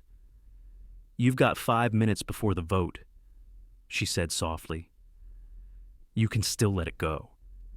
Ethan, the board's ready to move on. The press will, too. He turned toward her, voice steady. And the people. Her eyes met his, unreadable. The people don't sit in this room. He looked around at the 12 faces now taking their places around the long table. Men and women who'd built empires on precision. They respected him. They trusted his logic. But he wondered, not for the first time, if they understood the cost of what they built. The chairman cleared his throat. All right, let's get this over with. Papers shuffled. Screens blinked awake. Ethan moved to his seat, but he didn't sit. He rested his hands on the back of the chair, fingers tightening against the leather. Before we vote, he said, his voice carrying enough authority to still the room. I need to speak. A few sighs, one roll of the eyes. The chairman leaned back, skeptical. We've been over this. Ethan, not like this. He took a breath, the kind that comes before a fall, for years. We've called what we do progress. We've told ourselves that moving fast, expanding, replacing, it's all part of the plan. And maybe that's true, in a way, but somewhere along the line, we stopped seeing the people inside those plans. The room stayed silent, only the faint hum of the air conditioner, the soft tick of a pen. I went to Jefferson High. He continued, I met those students. I met their teachers. They don't see themselves as obstacles. They're the reason we should be building, not the cost of it. If we tear that place down before their new campus is ready, if we break our word, it's not just a bad headline. It's a failure of who we are. Marilyn shifted slightly, her jaw tight. Ethan, he held up a hand. I know what this means. It's slower. It's less profitable, but it's right. We can still expand, still grow, but not at the expense of the community we promised to serve. He paused, letting his gaze move from one face to another. Numbers don't lie, but they don't feel either. That's our job. Something flickered across Marilyn's expression, the faintest trace of pride, quickly hidden. The chairman leaned forward, fingers steepled. You're asking us to rewrite the deal. Do you realize what that costs? Yes, Ethan said simply. And I also know what it costs not to. The words hung there. A kind of quiet ripple moved through the table, the sound of men and women rethinking things they thought were decided. Marilyn was the first to speak. I oppose the motion, she said, voice clear, but she hesitated, then added, I respect it. That broke the spell. One by one, voices followed, hesitant, conflicted. The vote began, hands raised, counted, lowered. Each second stretched longer than it should have. Ethan felt every beat of his pulse against his throat. 7 in favor, the chairman announced at last. 5 opposed. It passed. Barely. The air shifted. Someone exhaled loudly. Another shook their head.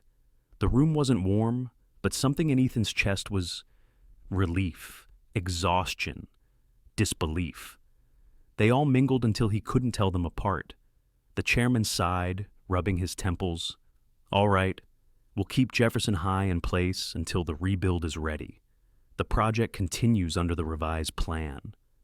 He looked up at Ethan. You'd better hope the public thinks this was your idea all along. Ethan almost smiled. Maybe they'll think it was ours. When the meeting adjourned, the others filed out quickly, their shoes clicking like punctuation. Marilyn stayed behind, gathering her papers slowly. She looked up at him with a half smile. You know, 10 years ago, you would have fired anyone who gave that speech. He nodded. 10 years ago. I wouldn't have meant it. She studied him for a long second. You're changing.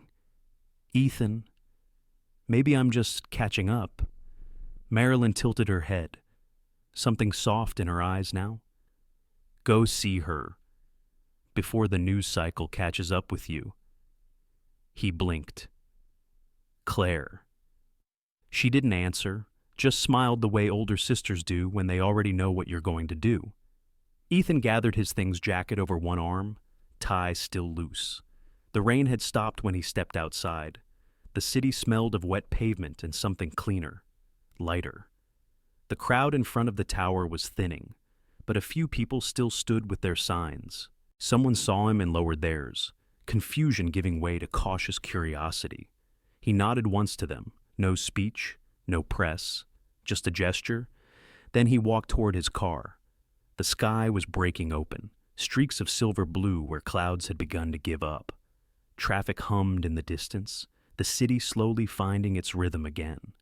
For the first time in weeks, he felt that rhythm match his own. He drove without turning on the radio, letting the sound of tires over wet streets fill the silence. His thoughts drifted not to the boardroom, not to the vote, but to room 312, the smell of chalk, the way Claire had said, "Don't lose," the quiet conviction in her eyes when she'd told him she still believed in people. At a stoplight, he caught his reflection in the rearview mirror, older somehow, but lighter. He didn't look like a man who had just won a corporate battle. He looked like someone who'd finally remembered why he started one. He smiled, faintly, to himself. The light turned green. He pressed the accelerator and headed toward Jefferson High. The rain had left a shine on everything: the rooftops, the trees, even the broken sidewalks. The world looked washed clean, as if ready to begin again. And so was he. The night air was crisp, the kind that carried the smell of rain even when the streets were dry. Downtown Portland glimmered under street lamps and window lights. The hum of the city softened by distance. Ethan stood outside the Arlene Schnitzer concert hall, hands tucked into the pockets of his charcoal coat, eyes fixed on the flow of people moving inside, couples in tailored suits, parents with their teenagers, old friends reunited by shared tradition. He wasn't sure why he had chosen this place. Maybe because it was quiet enough to listen. He checked his watch. 7:24. The concert would start in 6 minutes. He almost turned back, not because he wanted to, but because nerves still felt unfamiliar to him. Then she appeared at the corner of the block, walking slowly beneath the golden streetlight, hair loose around her shoulders, her glasses catching the glow like two faint stars. Claire Whitmore or Clara Winslow, or both, smiled when she saw him. It wasn't wide, just enough to soften the moment between them. "You clean up well," she said, voice light but careful. He chuckled, running a hand through his hair. "I was going for not terrifying. You succeeded." They stood there for a heartbeat longer than necessary before walking toward the entrance together. The air between them was still charged, but not brittle anymore. Something gentler had taken root, something like mutual relief. Inside, the warmth of the lobby wrapped around them, velvet and brass, the faint perfume of old wood and new flowers, the murmur of conversation mixed with the rustle of programs. Ethan handed their tickets to the usher and let Claire walk ahead. She fit into the world effortlessly confident, yet unpretentious. Her black dress simple, her steps sure. She belonged here, just as much as she belonged in that chalk-dusted classroom. Their seats were close to the stage, the orchestra tuned, a dissonant hum that somehow felt alive. Claire leaned closer, her whisper brushing his shoulder. "There's something sacred about that sound. Isn't there, the chaos before harmony?" He nodded, like people trying to find their key. The lights dimmed, conversation faded. The conductor walked on stage, and a hush fell over the hall. Then, with one motion of his hand, music bloomed. It began softly, strings like breath, then brass rising behind them, sure and bright. Ethan felt it in his chest more than in his ears. The melody unfolded, building and breaking like tides, every note a reminder that control could be beautiful, but surrender could be too. Beside him, Claire's eyes were half closed, her fingers resting lightly on the armrest. She looked peaceful.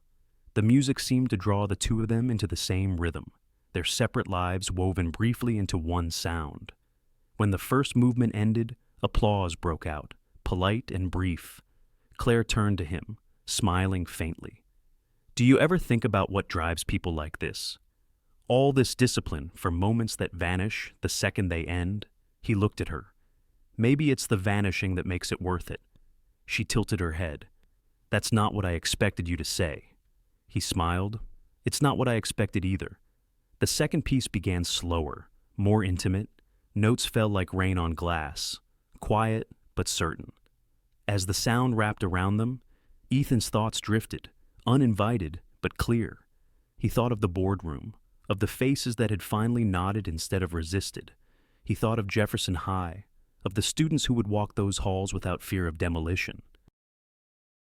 And he thought of her, the woman who had stood in front of him and told him the truth when no one else dared to. When the intermission came, they stepped into the lobby, the air buzzing with conversation and champagne. Claire held her hands around a paper cup of coffee instead. So, she said, looking up at him, you did it. You kept your word. He shrugged lightly. Barely. It wasn't me alone. She raised an eyebrow. Still sounds like something you'd say. He met her eyes, the hint of a grin pulling at his mouth. You think I'm changing, I think, she said. You're remembering. That stayed between them a moment. He set his drink down. You're right. I'd forgotten why I started all this. Northwind wasn't supposed to be about expansion or markets. It was supposed to be about building things that lasted, things that helped. He paused. Somewhere along the line. I stopped looking at what those things meant to people. She watched him, her expression soft but searching.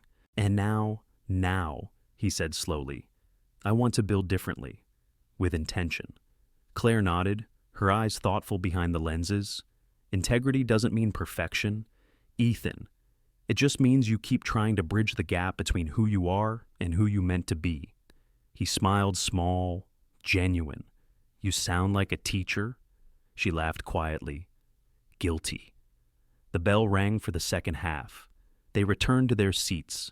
This time, their hands brushed as they sat. Neither pulled away. The orchestra began again, swelling with a familiar thumb, one of redemption, of quiet triumph. The violins soared, the percussion steadied beneath them, the horns broke open like sunlight through fog. Ethan closed his eyes and let it wash through him. He leaned slightly toward her, voice low, almost lost in the music. You made me remember what I started all this for.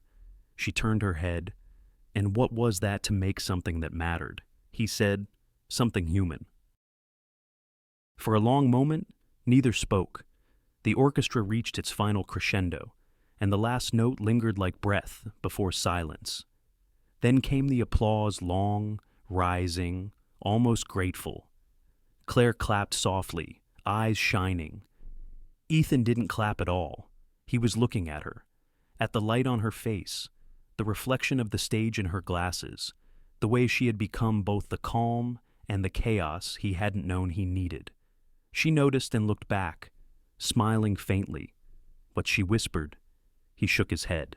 Nothing, just thank you. Her smile deepened, quiet and knowing. For what? For seeing me? He said. Even when I didn't. The crowd began to stand. Around them, voices filled the hall again, laughter, movement, the shuffle of coats and heels. But for that 1 second, the world was still. Two people, side by side, not yet promises, not yet closure, just understanding. Outside, the night had turned colder. They stepped into it slowly, the city glistening with a thin sheen of rain again.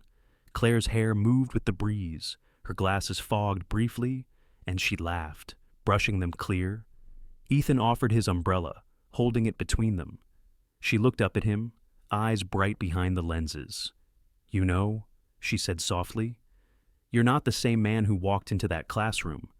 He smiled. And you're not just the teacher anymore.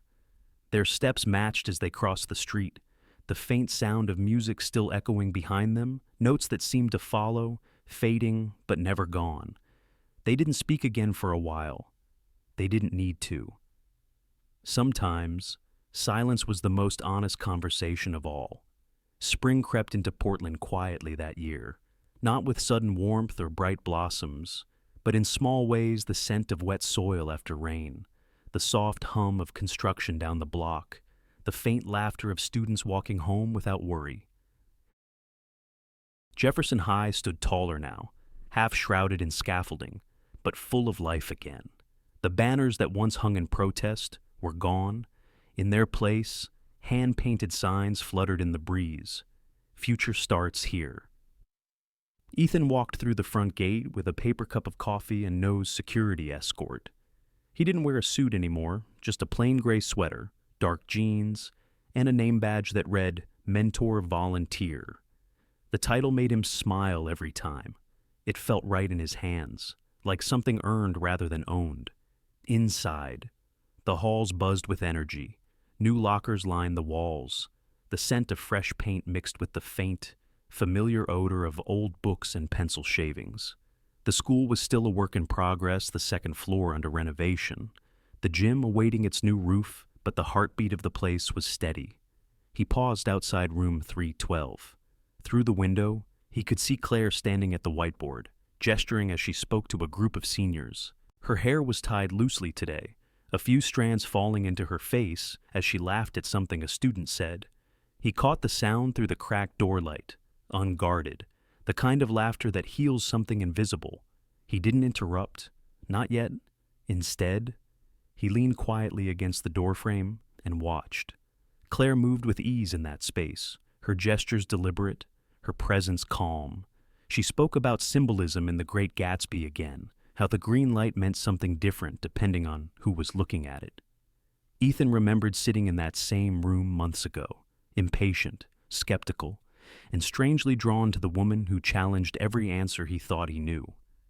Now, he understood. The bell rang, and the students began to pack up. Claire called out reminders about deadlines and the mentorship presentations next week. The room filled with the shuffle of papers and the sound of sneakers on tile. A few students waved at Ethan as they passed, calling out cheerful, "Hey, Mr. Ward," the title said with affection, not formality. When the room finally emptied, Claire looked up and smiled. "You know," she said, "you're getting good at that lurking thing."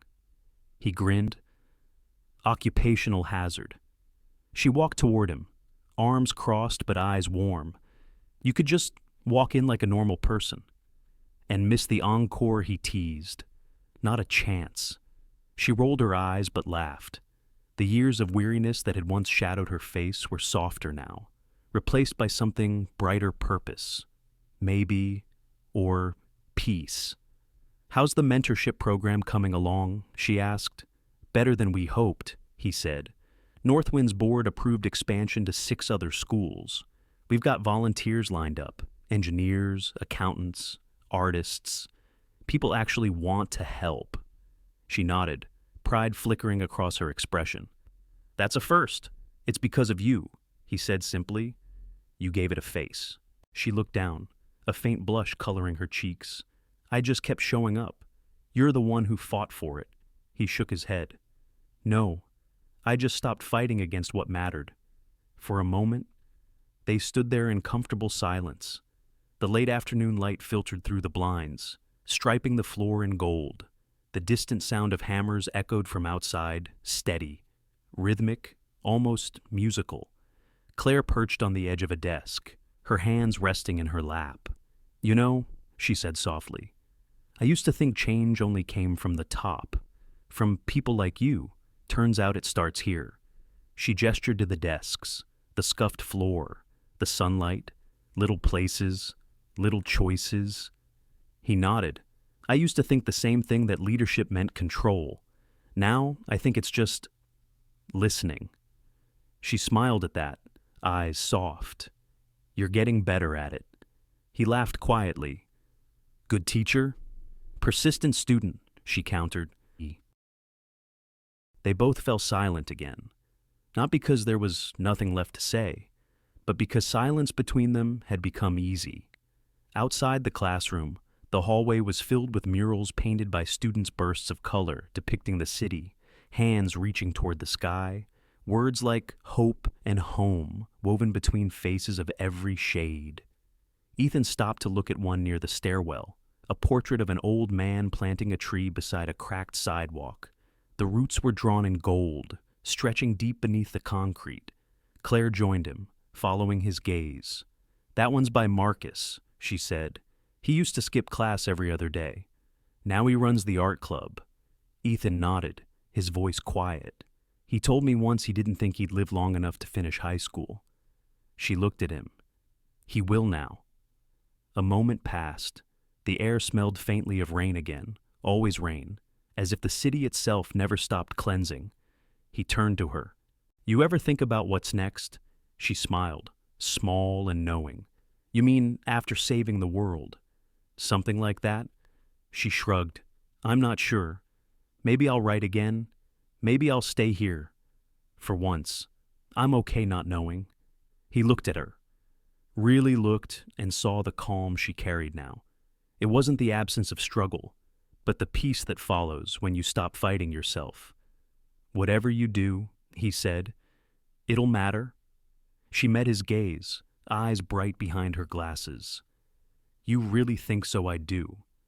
The bell rang again, signaling another class, another hour, another beginning.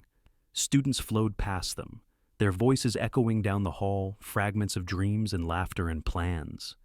Claire turned back toward room 312, gathering her things. Ethan lingered a moment longer, watching her move through the light. She paused in the doorway, looking back at him. Coming. He smiled. Always.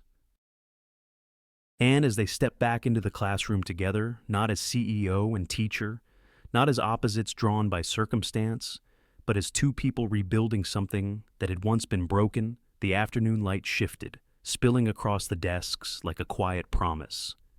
Outside, the sound of construction carried on. Inside, hope had already taken shape. The sky over Portland that morning was brushed with pale gold, the kind of light that felt like forgiveness. A banner stretched across the new courtyard of Jefferson High, 1 year of new beginnings. The letters shimmered in the breeze, bright against the clean brick of the freshly finished building.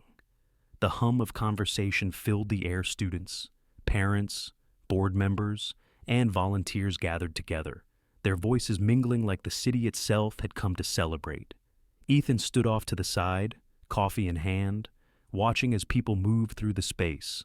The smell of fresh soil and spring flowers lingered near the new garden beds, a detail Claire had insisted on. "Every building needs a little life around it," she had said. She was right. As usual, near the stage, she moved with quiet grace, helping a student adjust the microphone. Her hair was down, soft waves catching the light, her glasses perched in their usual place.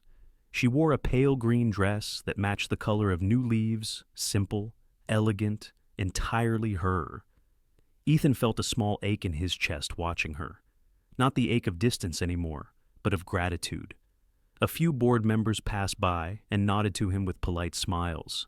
Marilyn stopped long enough to squeeze his shoulder. "You did good, Ward," she said. "Even if you took the scenic route." He chuckled. "That's the only route worth taking." She smiled, half amused, half proud, and drifted back into the crowd. The ceremony began. Music from the student band floated through the courtyard, a little off-key, but full of heart. Principal Reynolds took the stage first, his voice booming through the speakers. He spoke about perseverance, about change, about the strange miracle of seeing walls that once echoed with worry, now filled with laughter. Then he called Claire's name. Applause rose instantly, loud and genuine. Claire walked up, modest as always, tucking a strand of hair behind her ear as she reached the podium. The students cheered louder, a few even whistled, and she laughed, blushing lightly. "I'm not sure I deserve all that," she began, her voice steady but gentle. "I just kept showing up. And I guess that's the secret, you keep showing up, even when you don't know if it'll make a difference. Because sometimes it does." She looked toward Ethan as she said it. The moment was small, almost invisible to anyone else. but he felt it. She continued, speaking about the students, about the mentors who had given their time, about the community that had refused to be forgotten. When she finished, the applause didn't just fill the air, it seemed to settle into the walls, like a promise the school itself intended to keep. Then it was Ethan's turn. He wasn't nervous this time. Not in the way he used to be, not the boardroom kind of nervous, where words were weapons and silence was strategy. This was different. This was personal. He stepped up to the microphone, adjusted it, and let the crowd quiet on its own. A year ago, he began. I stood in a very different kind of room, one with glass walls and a view that made it easy to forget what was below. I thought leadership meant numbers, reports, projections. I thought progress could be measured in square footage and market share. He paused, eyes scanning the faces before him, students leaning forward, parents holding hands, teachers smiling faintly. But what I've learned this year, he said, is that progress isn't about expansion. It's about connection. It's about seeing people, not statistics. He glanced toward Claire again. She was watching him with that quiet, grounded expression she wore when she approved, but wouldn't say it out loud. I used to say numbers don't lie, he continued softly, but someone reminded me that numbers don't feel either. And if what we build doesn't feel, if it doesn't make life better, kinder, then it doesn't matter how much it's worth. The crowd was silent, listening.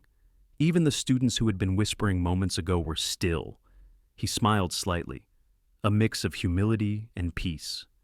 So, from today on, Northwind isn't just a company, it's a partner.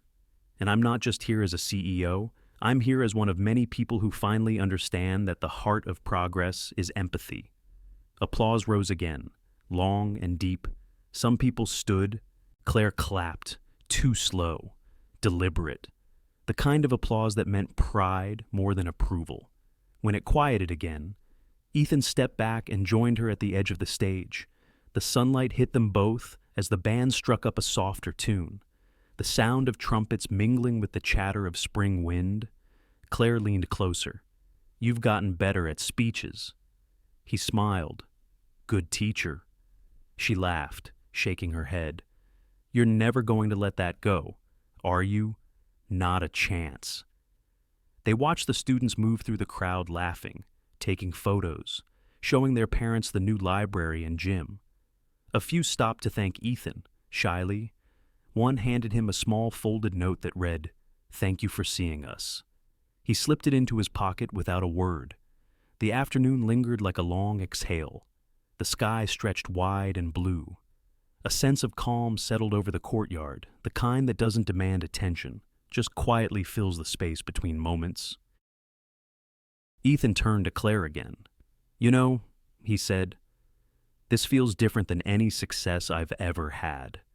She smiled softly. Maybe because it's not about you anymore.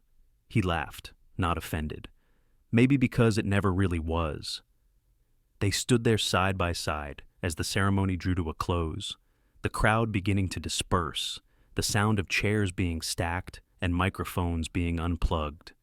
The last of the confetti drifted across the stage, catching in Claire's hair. Without thinking, Ethan reached up and brushed it away. She looked up at him, eyes warm. Thank you, she said. For what? For keeping your promise? He nodded, quiet for a beat. You helped me keep it. The light softened around them as the sun began to lower, turning everything a shade of amber. Around them, life went on, laughter, movement, new beginnings. They had both changed, not through grand gestures, but through time, truth, and small acts of courage. He glanced toward the school sign, once more, the letters bright against the fading sky. Jefferson High rebuilt, reborn.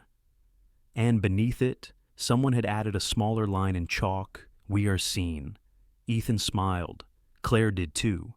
And for the first time in years, the world felt perfectly balanced, not because everything was fixed, but because, at last, it was real.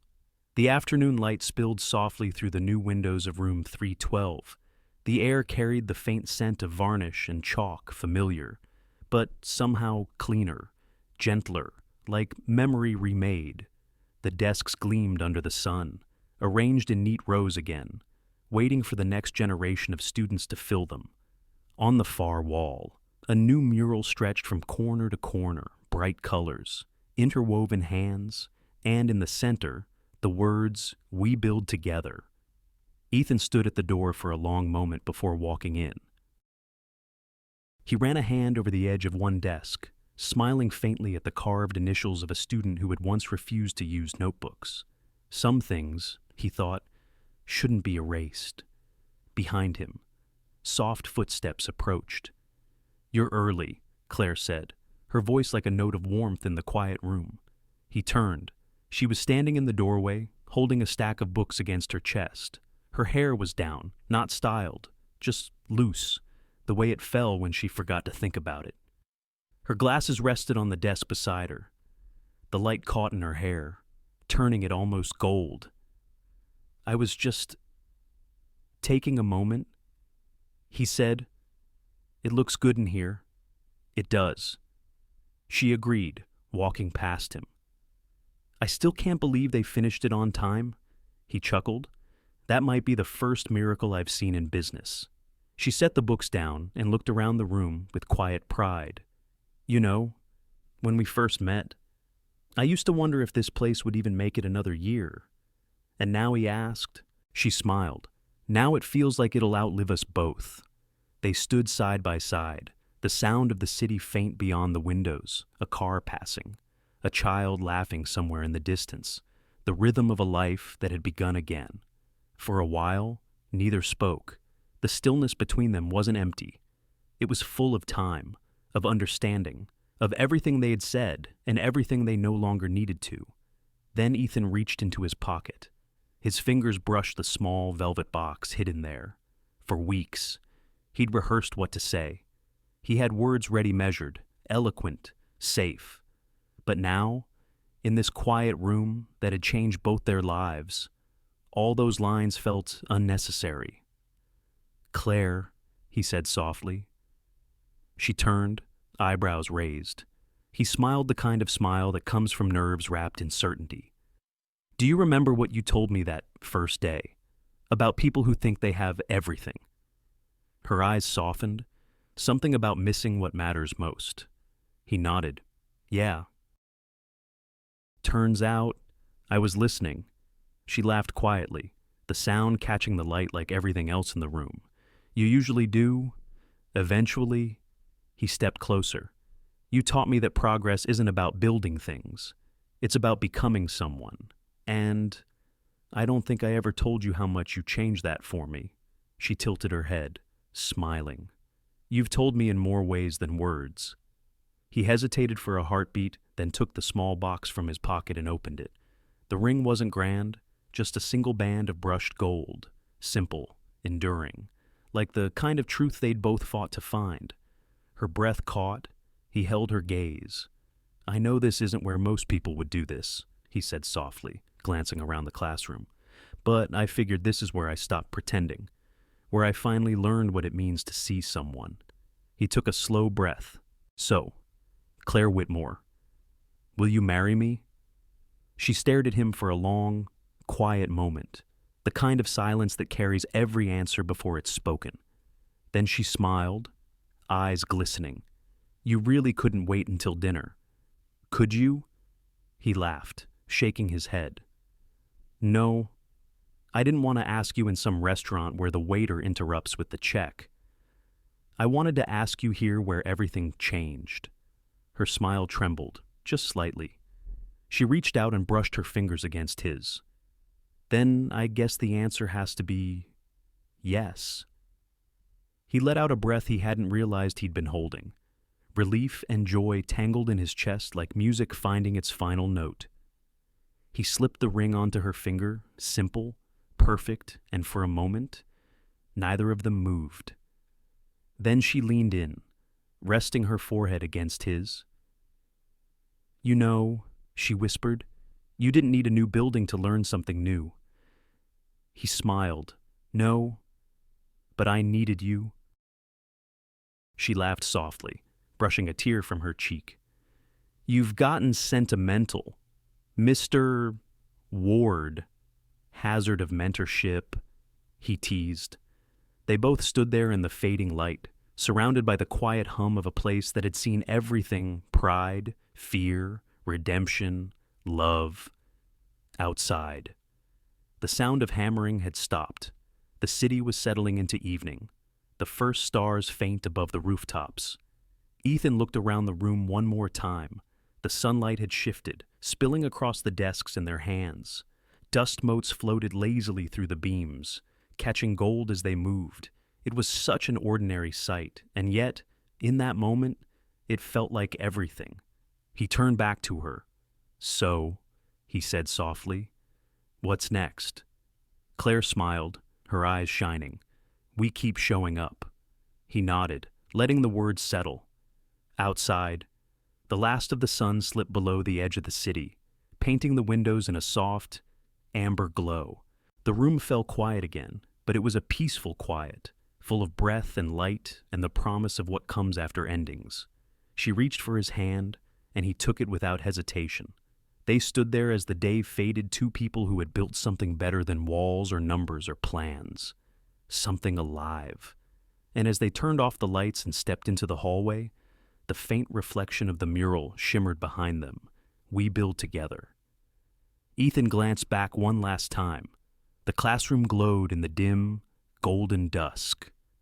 "Real progress," he whispered, half to her, half to himself, "begins when we finally see each other clearly."